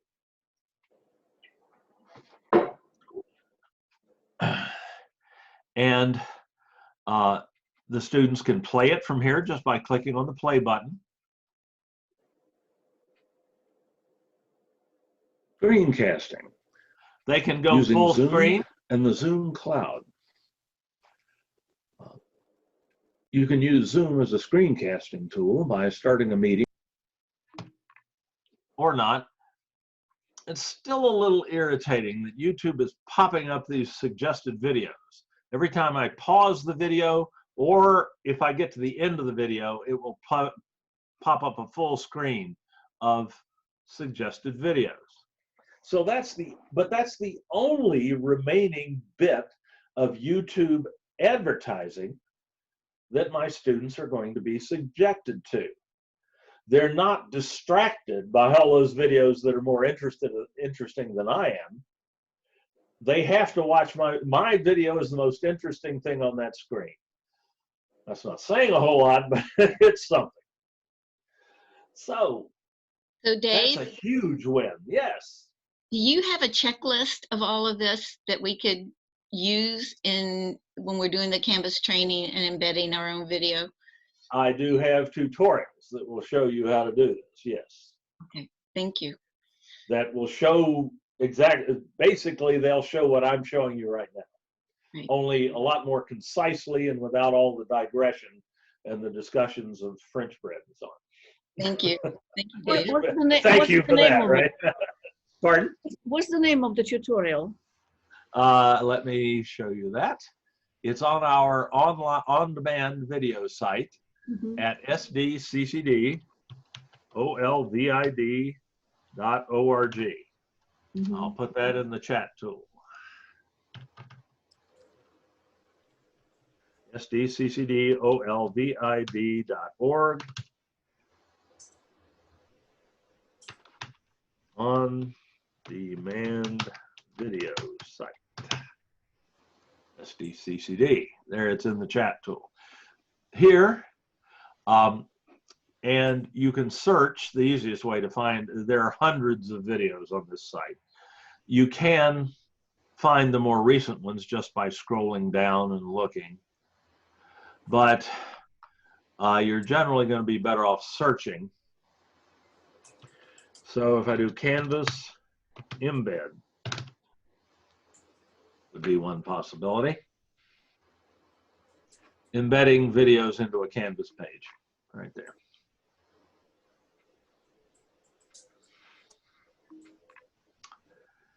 And there's also a tutorial to show you what I'm about to show you next, which is how to avoid those suggested videos. I might better watch that myself. It's been a while since I think I remember this. Let me see. Maybe I won't take the chance. Hey, I find these videos useful myself sometimes. I can scrub through the video until I get to the point in Canvas and make one small change to it. Go to this section right here that says SRC equals the embed URL from YouTube listed in it. It'll be right on the second line here of the embed code. Go right to the end of this URL and click just before that quotation mark there, which immediately precedes the frame border entry here. And just type these characters, a question mark, lowercase r-e-l, that's an L, equal sign, and a 0. Then click OK. All right, so that tutorial helped me make sure I thought it was R-E-L and not R-E-M, and that's correct. Okay, so now let's go back to Canvas. If I want to avoid those suggested videos when I embed a video into this page, let me go back, let me edit this page, and I'll put another copy of this, I'll embed another copy of this video. I can do that on the same page. And I'll use the same tool, the Insert Edit Media tool, the second one from the left and the second row of icons in the content editor. Now I'll go to the embed code, and I think I still have that embed code, yep, on my clipboard. And what I look for is this word frame border, because I know what I need to do is just to the left of it. Just inside that terminal quotation mark right there. Let me see if I can make this a little bigger. There's a quotation mark right at the end of this URL. And just inside that quotation mark, I want to type question mark, R-E-L, an equal sign, and a 0. How do I know that? Well, I looked it up. And then OK that. Now the two videos look identical, except that watch what happens when I play this one and I pause it. When I pause this one, I get all these little suggested videos that have nothing to do with me or this topic. If I do that on this one, green, it just pauses. And I hope you'll accept that with the other video, if I play the other video to the end, a whole screen full of suggested videos will appear. That won't happen with this one because of that tiny little modification to the embed code. So you can just about completely eliminate the irritating advertisements and suggested videos if you embed your video into a Canvas page and put in that little question mark REL = 0 code. Now, there's really no disadvantage to using YouTube as your video storage and serving solution. So And they, you get all the benefit of YouTube and very little, if any, of the downsides. Yes. so what I need to do is like put the second one down with the like question mark REL = 0, and then how do I delete then the previous one? Do I scroll up and click it? If I wanted to get rid of a video, I just kind of swipe across it in the editor. I click my mouse button down and I kind of swipe across it in the editor, and then I press the delete key on the keyboard or the return key. I'm sorry, backspace key on a Mac, delete key on a PC, and that'll get rid of the video or the image or whatever. So just swipe it and delete. Swipe it and then hit delete. You don't see it highlight, you don't see it select the video. You don't see it highlight it, so you just have to accept, be sure you don't swipe over anything else, so you delete something you don't want to. But there's no undo in this editor, unfortunately. But you can get rid of images you don't want that way too. Okay, thank you. Good question. Whoa! Still can't believe it's all free. That you get all of this capability from YouTube for free. Okay. But I'll take it. As long as, and YouTube's been around a long time. I don't think they're going to start charging for this anytime soon. All right, let me check my outline here and make sure I covered everything. I don't want to leave anybody out. Then I'll start taking questions. And I know I've got a question waiting for me on that editor, which is going to be embarrassing because I don't know how to use that editor. But we'll play with it. Maybe we'll take a few other questions first, though. Let's see, transcript URL embeds there. Yep, got it all.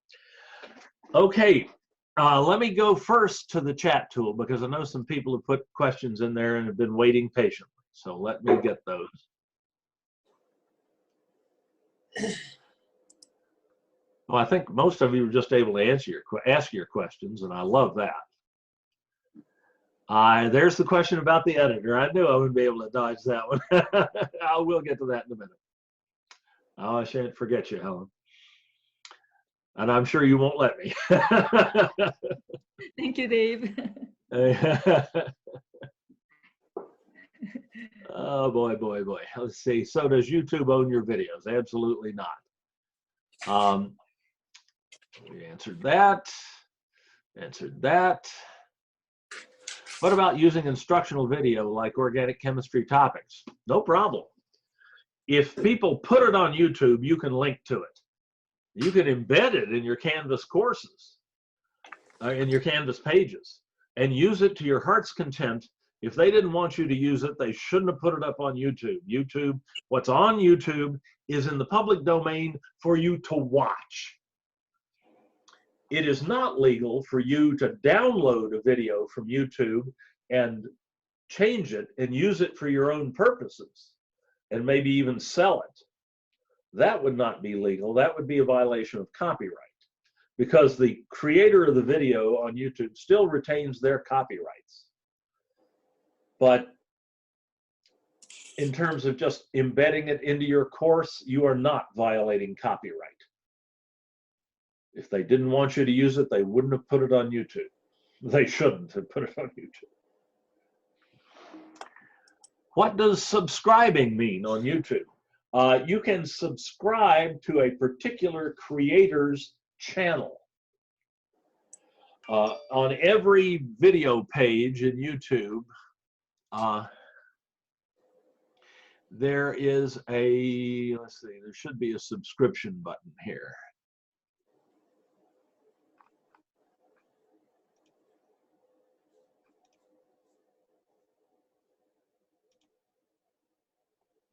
No. Huh.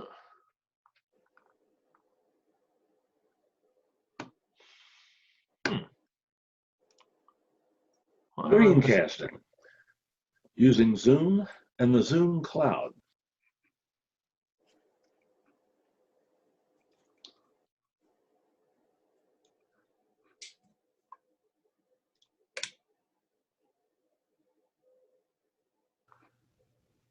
And we'll be ready for the course instructors to grade.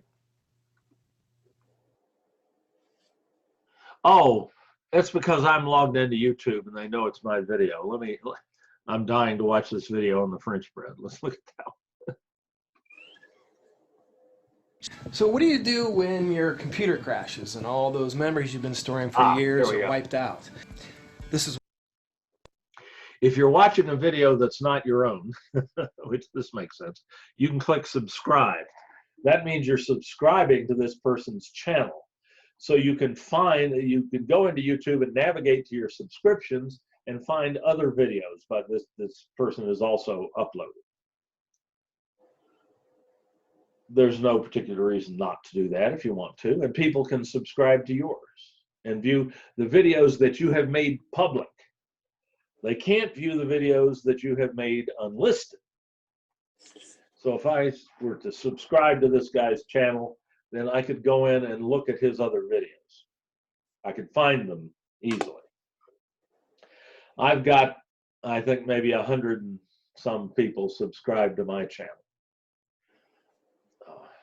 And anybody's welcome to. But it is just a way to find other videos by the same person. If you particularly, like if you find somebody who does a particularly good video on appliance repair, say, and they've done a whole series of them, you might want to subscribe to their channel in case some other appliance goes out and you have a shot at maybe repairing it yourself. My wife can do that. I can't. She's the handy one.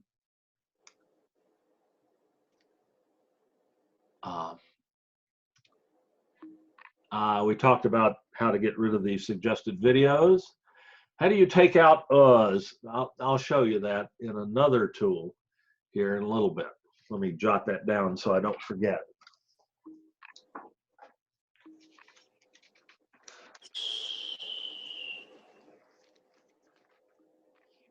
Remembering something is never a good bet for me anymore. Editing. All right.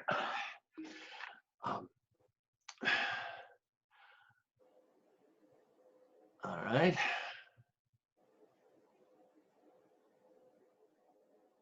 Is there a way to upload a file in Canvas, but click on it on a page and not need to download the file? Mine are requiring downloads. Okay, that's a Canvas question. I'll certainly take that. If you upload a file to Canvas and your students click on it, if the file is one of a number of common file types, rather than having to download the file to their local computer and then open it, as used to be the case with Blackboard, students in Canvas should be able to view the file in a viewer on the Canvas server. the so-called server-side viewer. So if you upload, say, a Word document, let me see if I've got a Word document here in this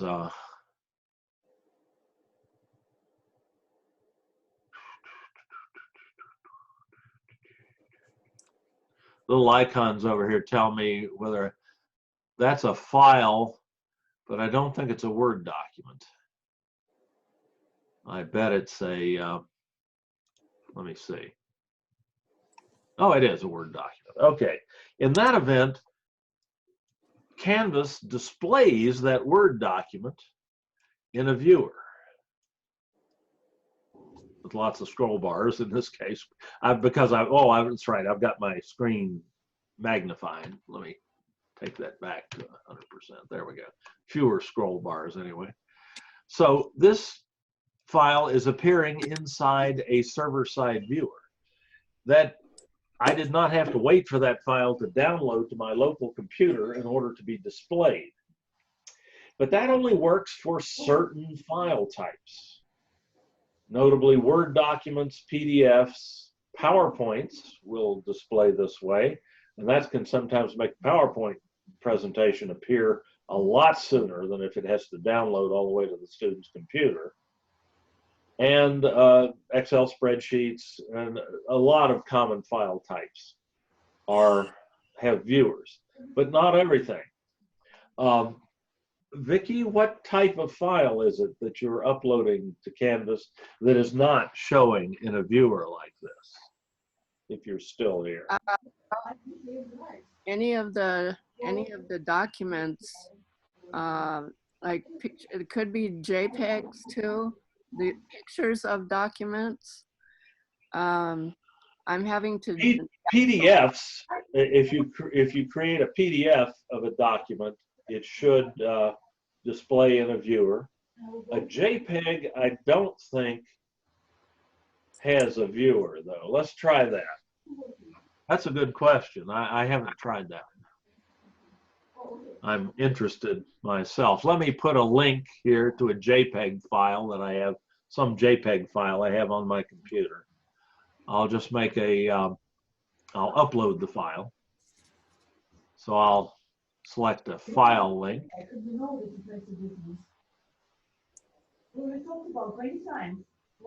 New file. Just a second, if I may. I just muted everybody. Vicki, feel free to unmute yourself. Sorry about that. We had some background noise there. Now I'll choose the file, and I need to find a JPEG image. I should have lots of those. Pictures here.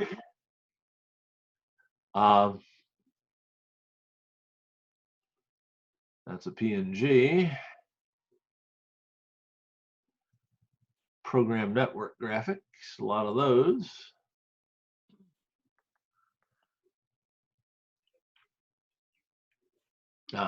There's a JPEG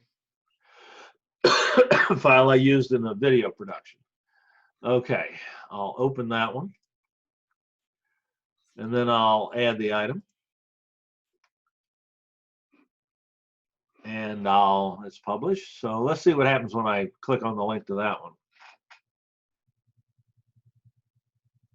Well, it does show up. Yeah. It does show it. I can still download it.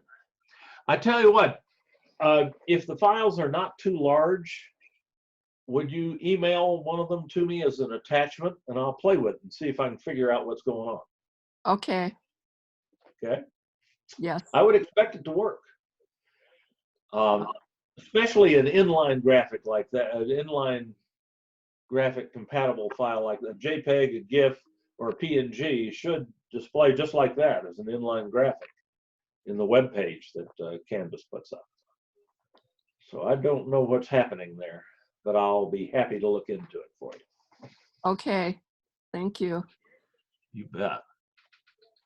What is having a YouTube channel? I'm wondering about people who have paid for having YouTube channels and how it works. People do not have to pay for YouTube channels. Indeed, typically, people who have YouTube channels that are exceptionally popular usually have YouTube paying them. You can set up your videos so that, and anybody can do it. You can set up, if you have a certain minimum number of videos on YouTube, your account has a certain minimum degree of activity with people watching it, you can set up your videos so that every time somebody watches one of them, you get a tiny fraction of a cent in your Google account that will eventually accrue some. And there are people who have thousands and thousands of videos online and make something of a living just by putting more YouTube videos up that people watch. So-called YouTube influencers or YouTube stars. Some people have parlayed it into careers. But you don't have to pay for a YouTube channel. You get one free. And indeed, you can have more than one. You can make more than one. You do have to have a YouTube channel in order to upload videos to YouTube. And if you haven't created one, the first time you try to upload a video, you'll be prompted to create one. It just takes a couple of mouse clicks. There's nothing to it. But I should probably mention that. If you're coming to YouTube to upload a video for the very first time, they're going to insist that you create a channel, which is just a container for your videos. And you can create multiple channels and then assort your videos among different channels by different subject or the nature of the video or whatever. I've never seen a reason to do that. I'm just not that organized. But maybe someday if I have if I really get bored, I might do that.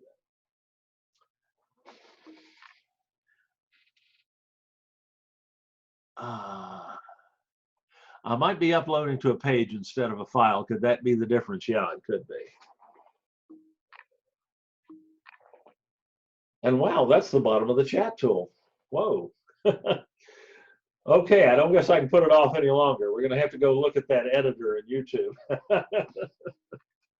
Let's see how embarrassing this gets. Where's my, there we go. Let's just go to YouTube and go to the, I'm going to the details page on a video. Perhaps I should show you how to navigate to YouTube Studio. Because when you upload a file, you automatically get dropped into it. But you may want to go in and look at your videos and manage them without having just uploaded one. So let's look at that. YouTube, and that's going to inform what we do with the editor. YouTube.com. To get to your YouTube Studio, you just click on your silhouette or your picture in the upper right-hand corner of the YouTube frame and select YouTube Studio from the menu that comes up. There's other stuff, interesting stuff here you might look at, but YouTube Studio will get you to the where your videos are.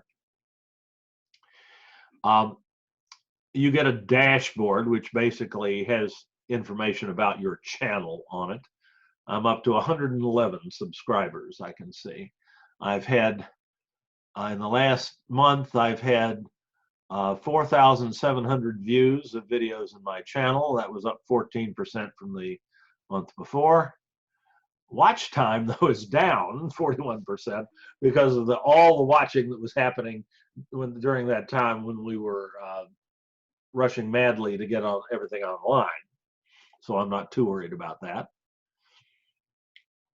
And adding a profile picture to your Zoom account has been viewed 107 times in the last 48 hours. I don't know why, but there it is.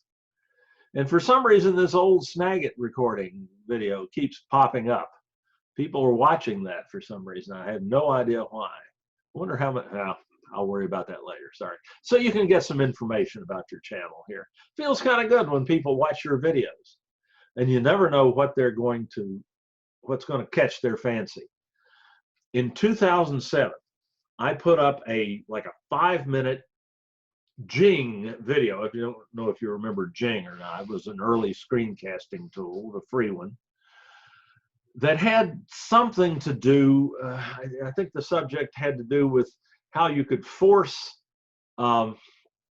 a Java interpreter update on a Macintosh computer, because people were having trouble with that. They weren't able to get their Macs to update Java, and it turned out, and an instructor was having a problem with this in Blackboard. So I put that video up there, and it helped him.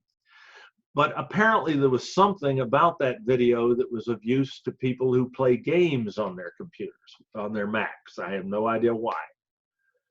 But the last time I looked at that video, it had 60,000 views.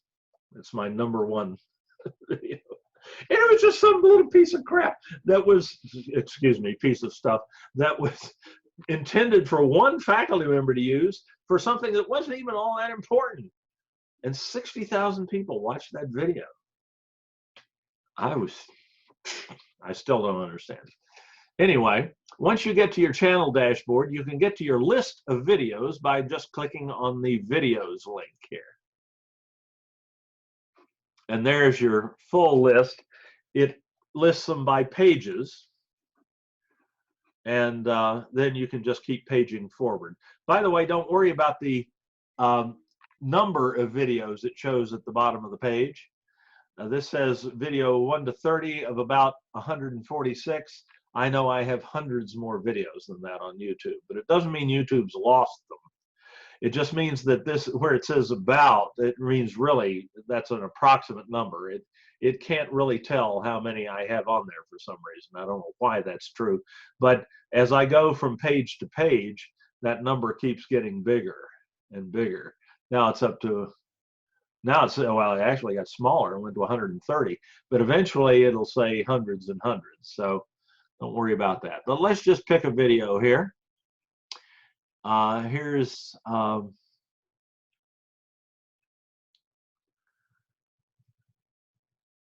oops, I'm on the second page. We go back to the beginning. Let's see, let me find a short one. Oh, that's something private. I want to do that. Oh, let's use this one. Embedding videos in a Canvas page. Or better yet, changing the thumbnail image.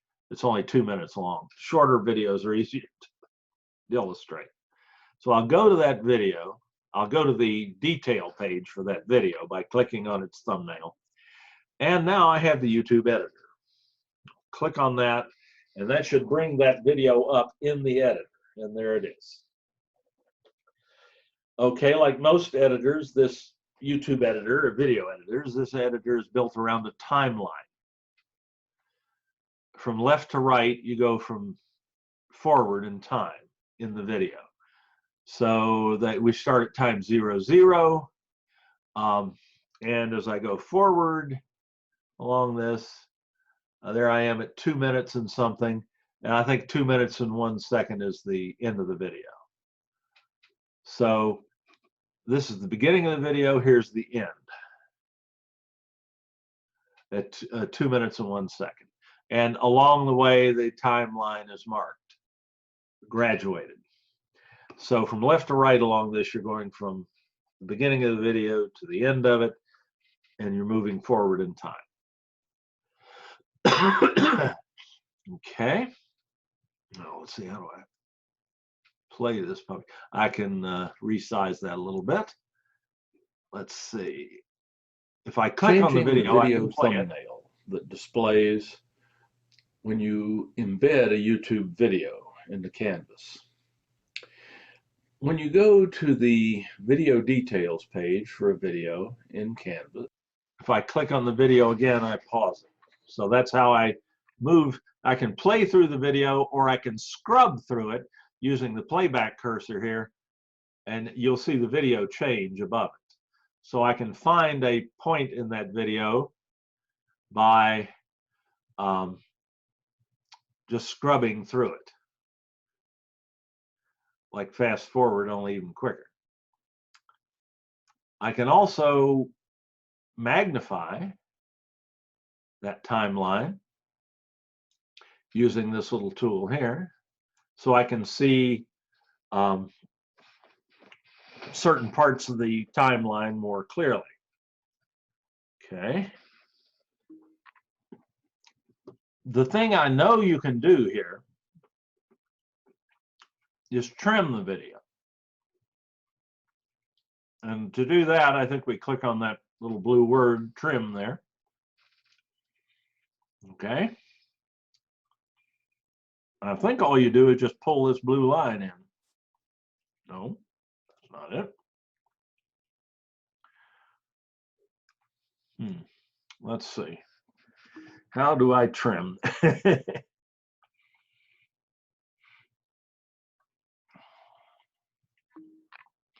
Okay.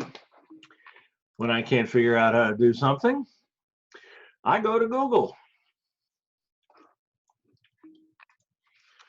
Trim video in YouTube editor. There's nothing that Google doesn't know. How to trim your videos with a video editor in YouTube.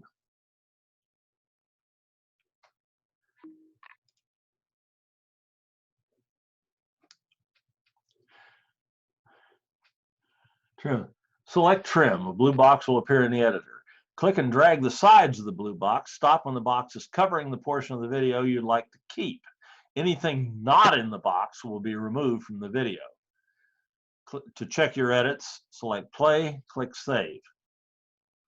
Okay.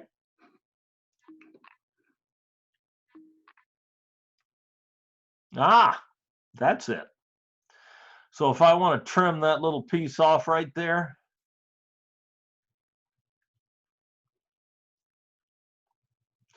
I just click save or discard changes. Okay, I don't really want to do that with this video since I'm dealing with a live video on YouTube. I'd rather not do that, but that's apparently all I need to do. So, and I could do the same thing from the other end. So YouTube is going to keep whatever's inside the blue box, and it's going to get rid of everything else. And where did you click save? Save is up here.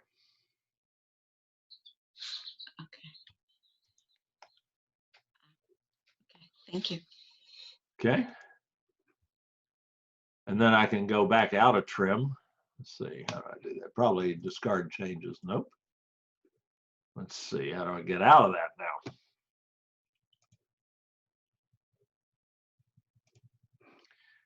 Probably going to make me, oh, it's acting like I haven't done something.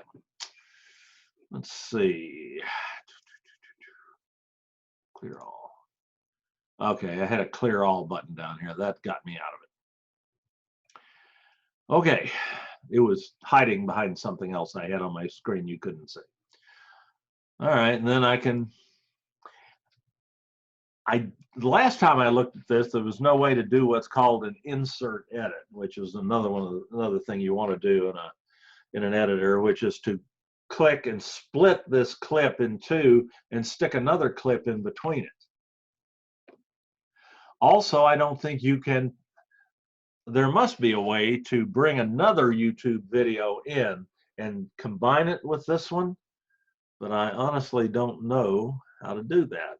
And the last time I checked, you couldn't do that, which means that this editor is borderline useless except for being able to trim the video clip and to blur out certain parts of it. Being able to add a blur.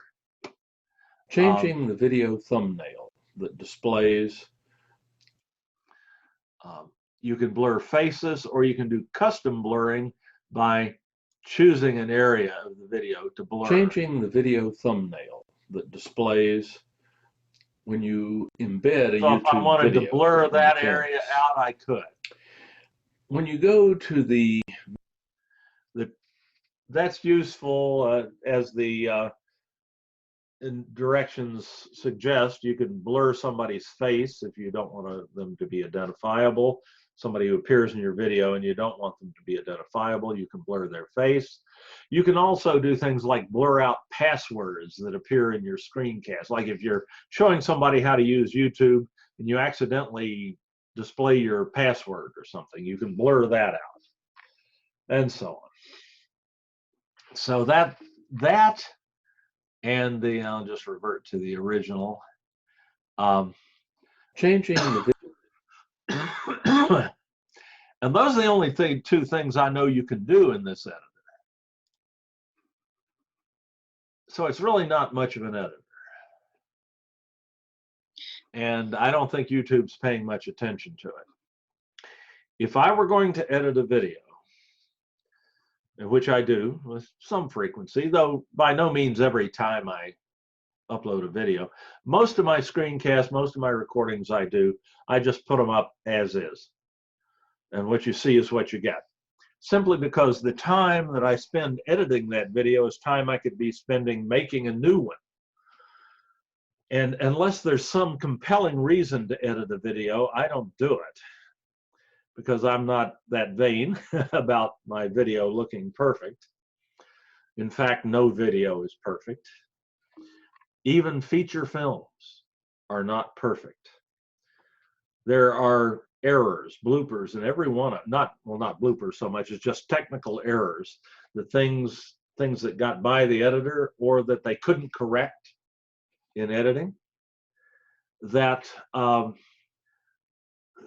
that people love to find. If you go on the Internet Movie Database, every movie page has a series of glitches that people love to find and publish on IMDb to show how clever they were or how careful they were in watching it. One of the classic examples is that if you've ever watched the movie Raiders of the Lost Ark, when Indiana Jones falls into the pit of snakes in the Egyptian temple that they've unearthed,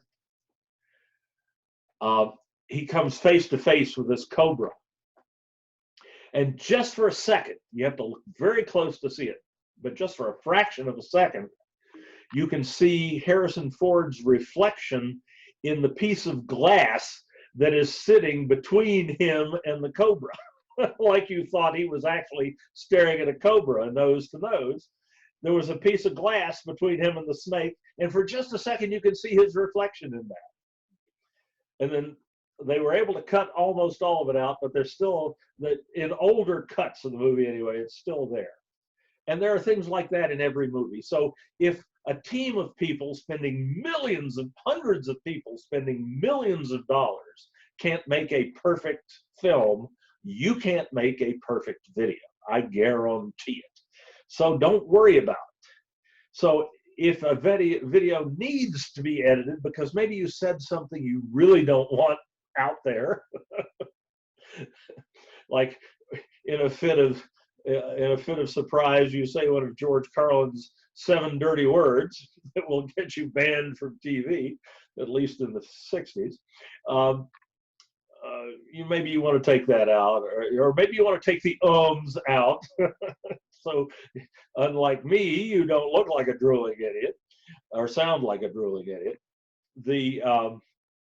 You can do that, but consider, is it really worth the time? Is it affecting the meaning that you're trying to convey, the story you're trying to tell with the video? If not, I just leave it. I just leave it, because I know my lectures aren't perfect anyway. I've had ample evidence over the years of people pointing that out to me. So I've gotten over worrying about it. But if you do need to edit a video, I would make and if you think it's something that's going to come up with some frequency, I would recommend a tool for you. I actually did a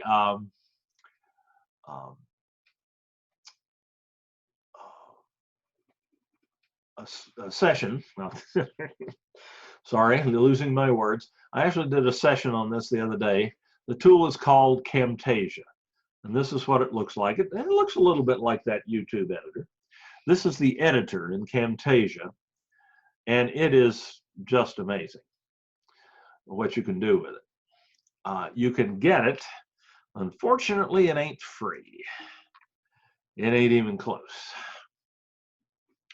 It's created by a company called TechSmith. TechSmith.com is the website, TechSmith, as you see there. And if you go to products, Camtasia. This is the premier screencasting and video editing tool for instructional video that I know. It is, not only can you record like you can with Screencast-O-Matic or Snagit or Zoom, you can also edit your videos. And you can put in special effects of all sorts. You can produce something that looks really professional without having to take the time to learn a truly professional video editor. While Camtasia's editor is extremely powerful, it is, compared to professional video editors, very easy to learn. And it does require some investment of time to get comfortable with it, but nothing like what you'd have to spend learning something like Adobe Premiere or Final Cut Pro, which are professional level editors, or Avid. And yet I can do anything with it that I would be able to do in anything else, and much easier, much faster, and much cheaper, because while Camtasia is not free, you used to spend a couple $1,000s for a fully licensed copy of, say, Adobe Premiere. So it's nothing like that. There is educational pricing. If you go to their pricing link and click on education, Camtasia will cost you $169. And this is a license. It's not a subscription. That is, you get to keep this and use it as long as you like and not have to pay any more money. Eventually they'll make, and you even get minor upgrades for free, up to about a year, year and a half of those. Eventually they'll put out another major, lately they've been putting out another major upgrade every year. And for that, it usually costs you about $90 to upgrade. But usually there's no need to upgrade unless there's some killer new feature that you know about that you have to have. I've used the same version of Camtasia for 3 or 4 or 5 years at a time in the past, because there was nothing in the upgrades that was compelling to make it worth the price. So you can use this as long as you like, but it's, like I say, it's not cheap. It's not terribly cheap, but it is exceptionally powerful. If you want to try it, you can try it for free. They'll give you a free trial. I think it lasts for 30 days, but you can't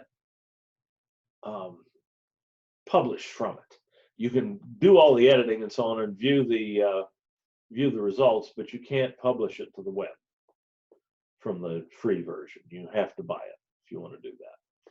Used to be they gave you a fully functional version of the software for 30 days, and you could make as many videos as you could in 30 days for free and put them online.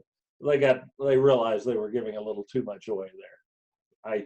I cried real tears when they stopped doing that, because they used to take advantage of that. But let's see. So with Camtasia, it's very easy to do things like take out the ums. Let me see. I shouldn't have to do this very long to not left side of the screen.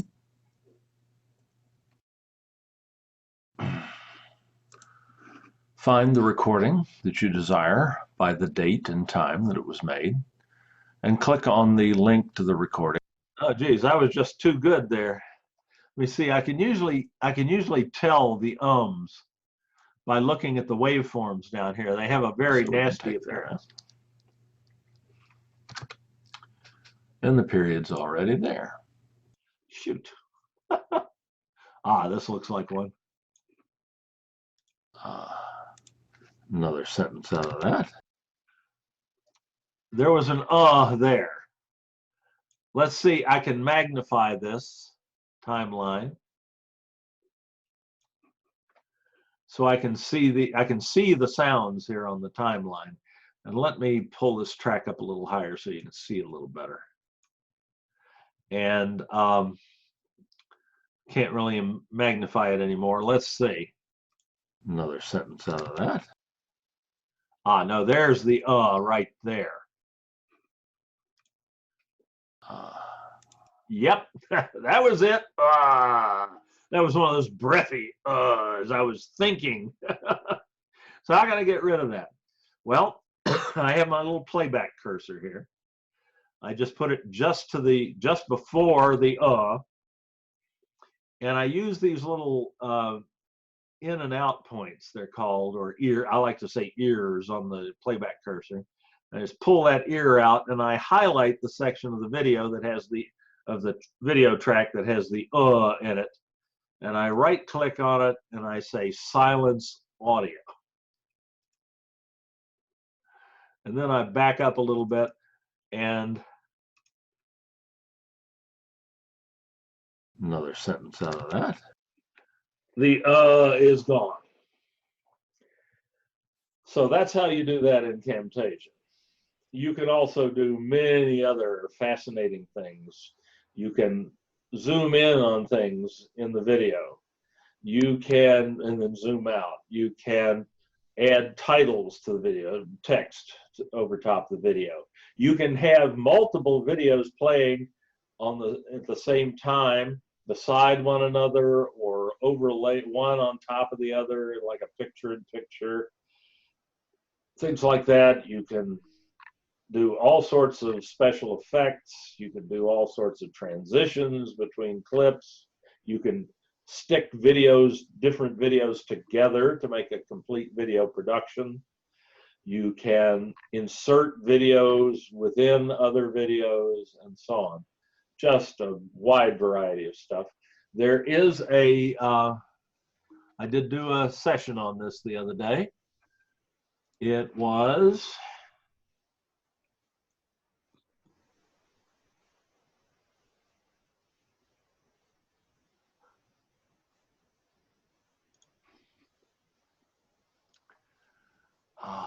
here we go. I go here. I can just go to the workshop archives at the top of the screen here and see all of the Zoom sessions I've been doing. And there's Introduction to Camtasia from last week. That goes through not by any means every thing that you can do with the Camtasia editor, but a few of them. It also shows you how to do recordings in Camtasia and so on. And you might find that useful. Can you please remind me how to find and upload a Zoom-made video to Canvas? There I assume you're talking about a video that you have recorded to your local computer. Is that correct? It went, because I didn't see where I needed to make it go on my local computer. I'm not sure if it did or not, but it went to the Zoom cloud. Oh, it went to the Zoom cloud. Yeah. Okay, there's a couple of questions embedded in that. Let me take all of them if I can. First off, if you want the option to record to your local computer from Zoom, you can go to your Zoom settings. Just go to zoom.us or cccconfer.zoom.us, which are the same website. Functionally, they're the same. Zoom.us, and log in as you with your Confer Zoom credentials. Go to settings in your management screens for your account, your Zoom account, and go to the recording options on the settings page. Recording right there. And the first option there is for local recording. Turn that on. Blue is on. Just click on it and it'll turn on. And then when you click record in a Zoom meeting, you'll have an option to record either to the local computer or the Zoom cloud. That said, how can you find the Zoom recording that went to the Zoom cloud, the one that got away? For that, you can do that from your Zoom management screens as well. Same thing, go to zoom.us, log in, and go to recordings, the tab right above the setting, or the link right above the settings. And here you'll have a list of your cloud recordings. In order to put those into Canvas, well, two things. If you recorded these videos through if you ran the Zoom session through the Confer Zoom app in Canvas, you can go to the Confer Zoom app in Canvas and find the recording there. And so can your students. I did not. If you did not, then your recordings will be right here. Okay. So to put that into Canvas, you click the share button associated with that recording, and you can tell which one is which by the dates. Or you might just have to play a little bit of it. If you did 2 or 3 on the same day, you might have to play a little bit of it to see. But once you identify the video you want to share with your students on Canvas, you click the share button. And just click where it says copy sharing information to clipboard. Copy. Okay, now the access URL, the access information for this video is stored on your clipboard. Done. Now you go to Canvas, go to one of your modules, wherever you want this video to appear. I'll just use this demonstration module here I've been using up to now, and I'll add that video as an external URL.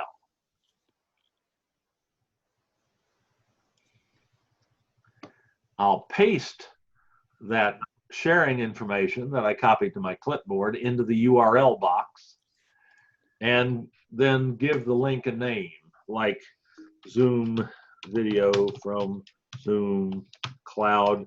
Presumably your name would be something like explanation of topic 10 and chapter 15 or something. You know, your name would mean something to the students. But if you're doing this with a Zoom video from the Zoom Cloud, you must select load in another tab. Otherwise, it will not play in Canvas. It's a quirk. So be sure to select load in a new tab and then add the item to the module. What?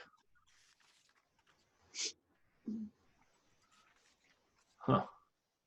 Well, let's see. I just got a Canvas error message. I don't see those very often.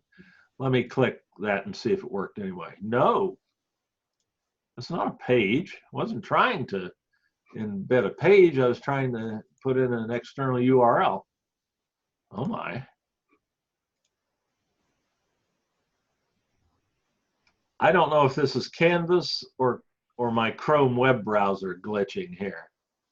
I hope to God it's something local, because it's not letting me operate Canvas all of a sudden. That's interesting. Whoa. Let me log out and log back in and see if that helps.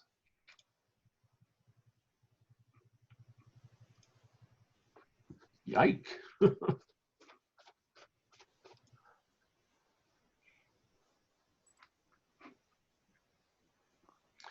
Not quite sure what happened there. Let's try that again. This looks better anyway. External URL. I'll paste in that URL. I still have them on my clipboard, yep.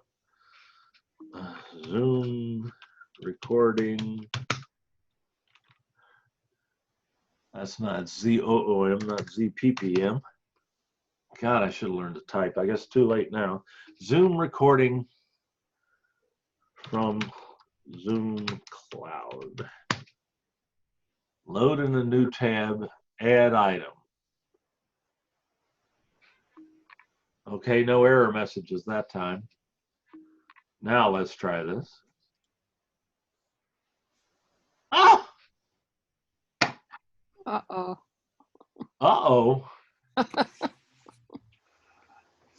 Sorry, that's how you do it. I'm hoping it's just my local computer that's glitching. Though you better believe once I get off this call, I'll be checking Canvas. I know that they just made a programming change to the integration between Canvas and PeopleSoft, and they just implemented that this afternoon, and I don't know. Great. Yeah. In a word. I can think of another word that I won't use because I'd have to edit it out of the recording. Criminy. That wasn't it. That was a page, right? I'm sorry? That was a page, right? No, it was a web link. No. I mean, you were trying to add it to a page. No, I was trying to add it to a module. Oh, I was trying to add an Yeah, external URL to a module and paste in the URL that I got from the Zoom cloud. Right. Wow. Well, here's my problem is that okay. I tried two different things. I wanted to try to make a Zoom snapshots and put them in Canvas of a book. And when I opened them up, they had a real bad blue tint to them. And I thought, well, this camera is supposed to be so good. It's a 4K camera, right? And using the IPEVO camera. Yeah.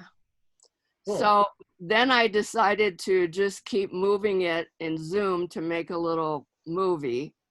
And and then, but then I like I said, I couldn't remember exactly where to find that video.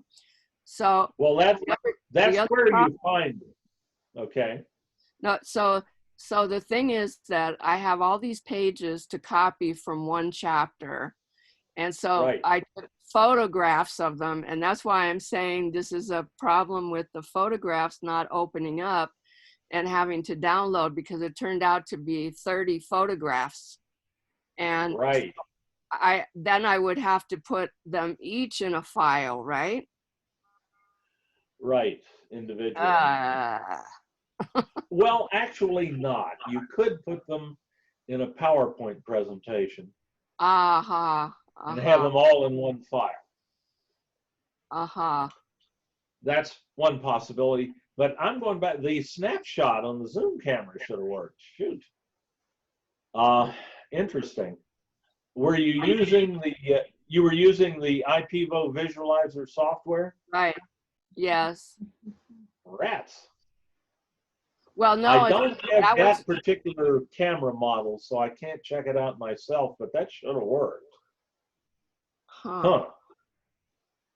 I'll tell you what, I'll try that with the little camera I have, just out of curiosity, and I'll let you know what happens with me.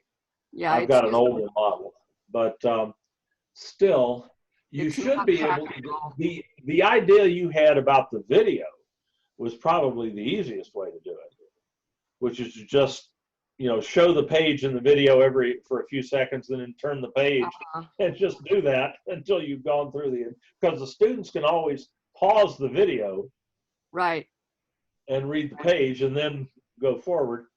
I will tell you, I have been advised by some of my library friends that is a copyright violation. Yeah.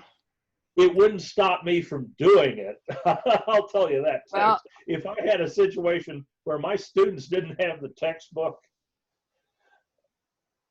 I don't think that'd stop me, but it probably is nominally a copyright violation. Well, it's because you're making a digital copy of the book.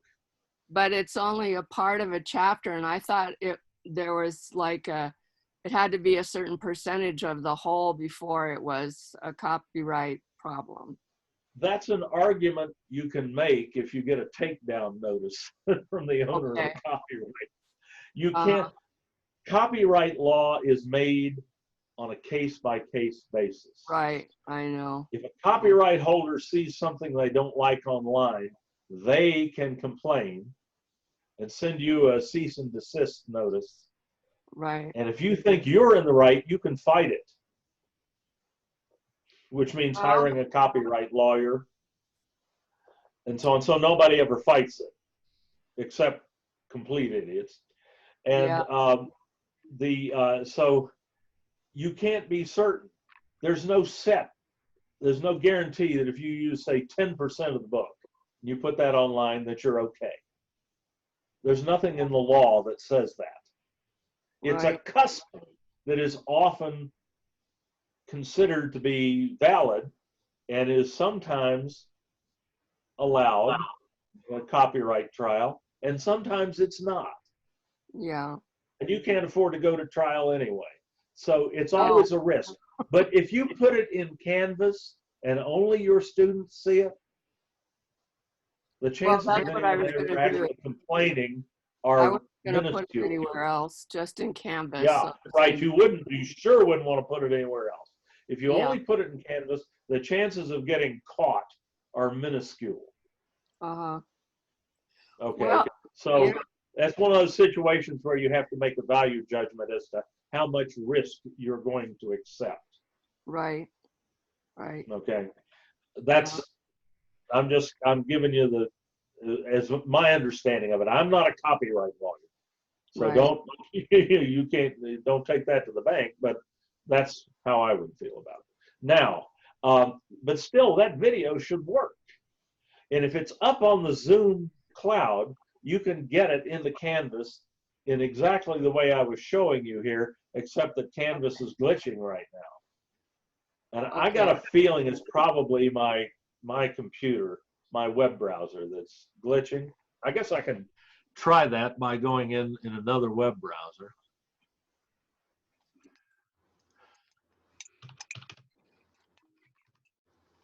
I sure hope it is, because I really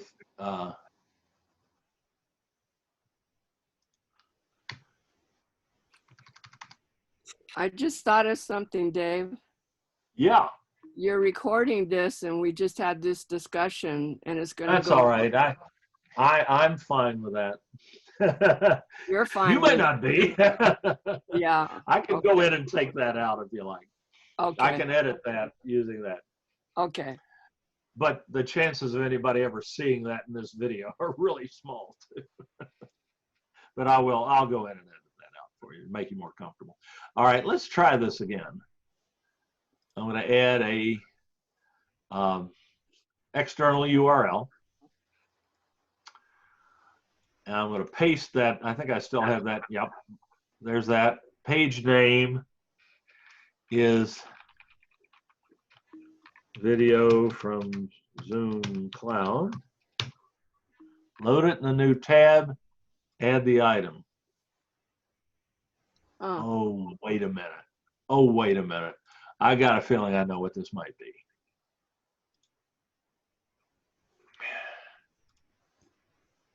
Let me see what I have on my clipboard. I have run into this with the Zoom Cloud before. Oh, nuts. I hope that's a silly thing to have happen. Let me pull this up in Notepad or Word or something and see what I have on my clipboard. Oh, it didn't do that.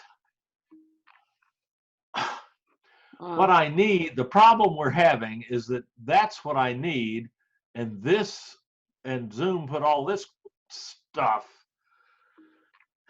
Insert one of the 7 dirty words there. On my clipboard. Oh, I can't believe it's still doing that. That is a Zoom glitch, not a Canvas glitch. This is what I need. Oh, those people of questionable intelligence who put that up there. Okay, I won't use the M word. External URL, paste just the URL in. The end of it looks the same. That's why I wasn't seeing that. Yeah. Zoom video.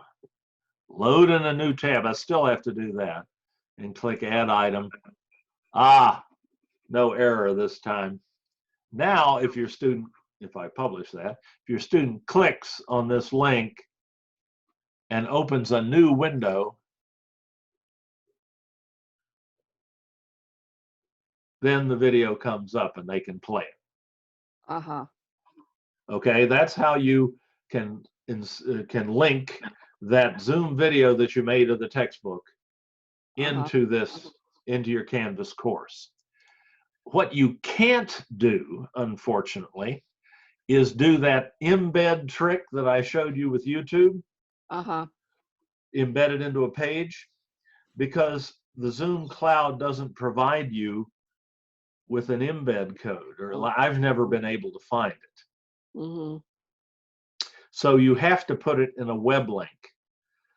But when the student gets to the Zoom cloud, they don't get a bunch of advertising and things like that. It's not as important as it would be if it were a YouTube video to do the embed. It's just the embed's prettier and it's more engaging, so the students, I think, are more likely to click on it. But the web link, as unprepossessing as it is, will work. So you can do that, and rather than having to put those 30 still images online, you can just put that video right there in Canvas and use it the way you envisioned. Does that make sense? Yeah, it does. I hope it's not the same quality as what it was when I was making snapshots. I was really surprised that it had this blue tinge. It should look pretty much the way it looked to you when you were recording in Zoom. Okay. Okay. And we'll see. So, we'll see. Yeah. Let me know how it goes. But it should be fine. I'm still concerned about why that's happening in the visualizer software. I'll look into that and see if I can find anything about that online. Somebody's probably, so if that happens a lot, somebody else is probably complaining about it too. Okay. All right. I hope we can get that sorted out for you. Please let me know how that comes out. And if something else I can do to help, I will.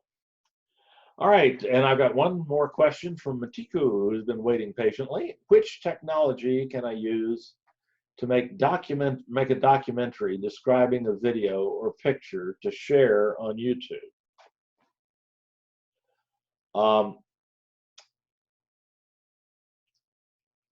I would probably use Zoom.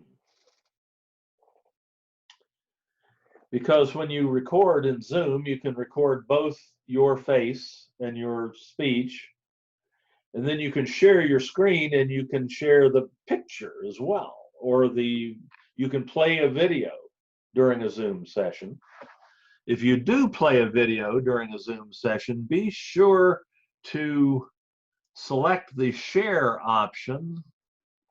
Let me find this so I can show you what I'm talking about. If you do play a video, be sure to select the share option that allows you to share your computer's sound. When you click the share button in Zoom, this window comes up right here, which allows you to pick what you're going to share and also to select certain options. And there's an option to share your computer's sound. And if you do that, the sound from the video will be included in the recording. Otherwise, it won't.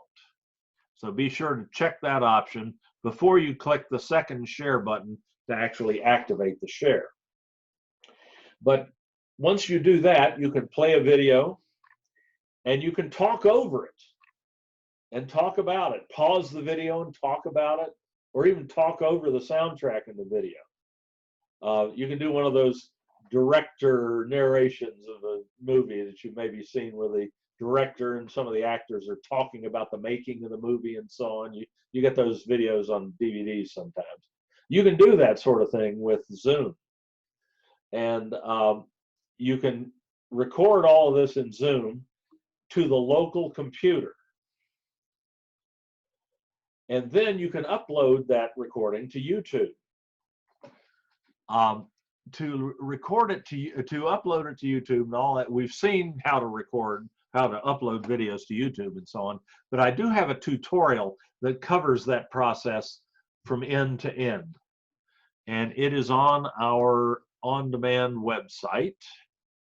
Let me find that here.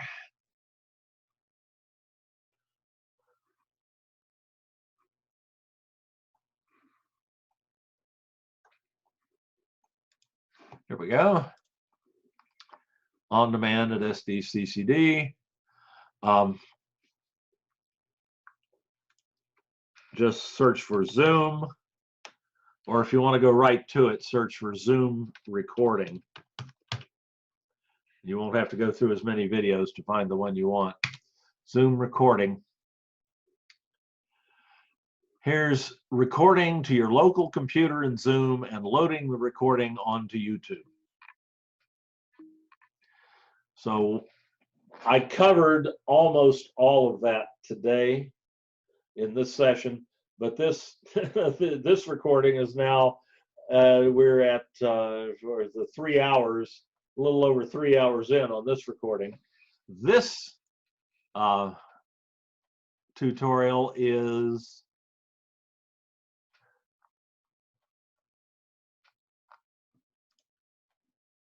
13 minutes. So I go for this one. Notice I haven't bothered to make sure that this one doesn't display the suggested videos. That's not a big deal to me, but I know it is to some people. So I want to make sure you know how to do that. Okay. I hope, did that answer your, oh, thanks, Matiko. Thank you. Glad you got that. Does anyone, there are 4 of us left, I guess. Does anybody have anything else that they'd like to ask?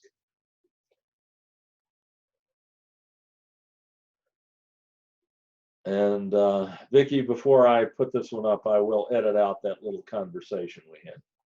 Thank you. You bet. I can do that in Camtasia. Camtasia will handle videos of multi-hour videos, which is another reason the YouTube editor might find that a real challenge. Okay, anything else?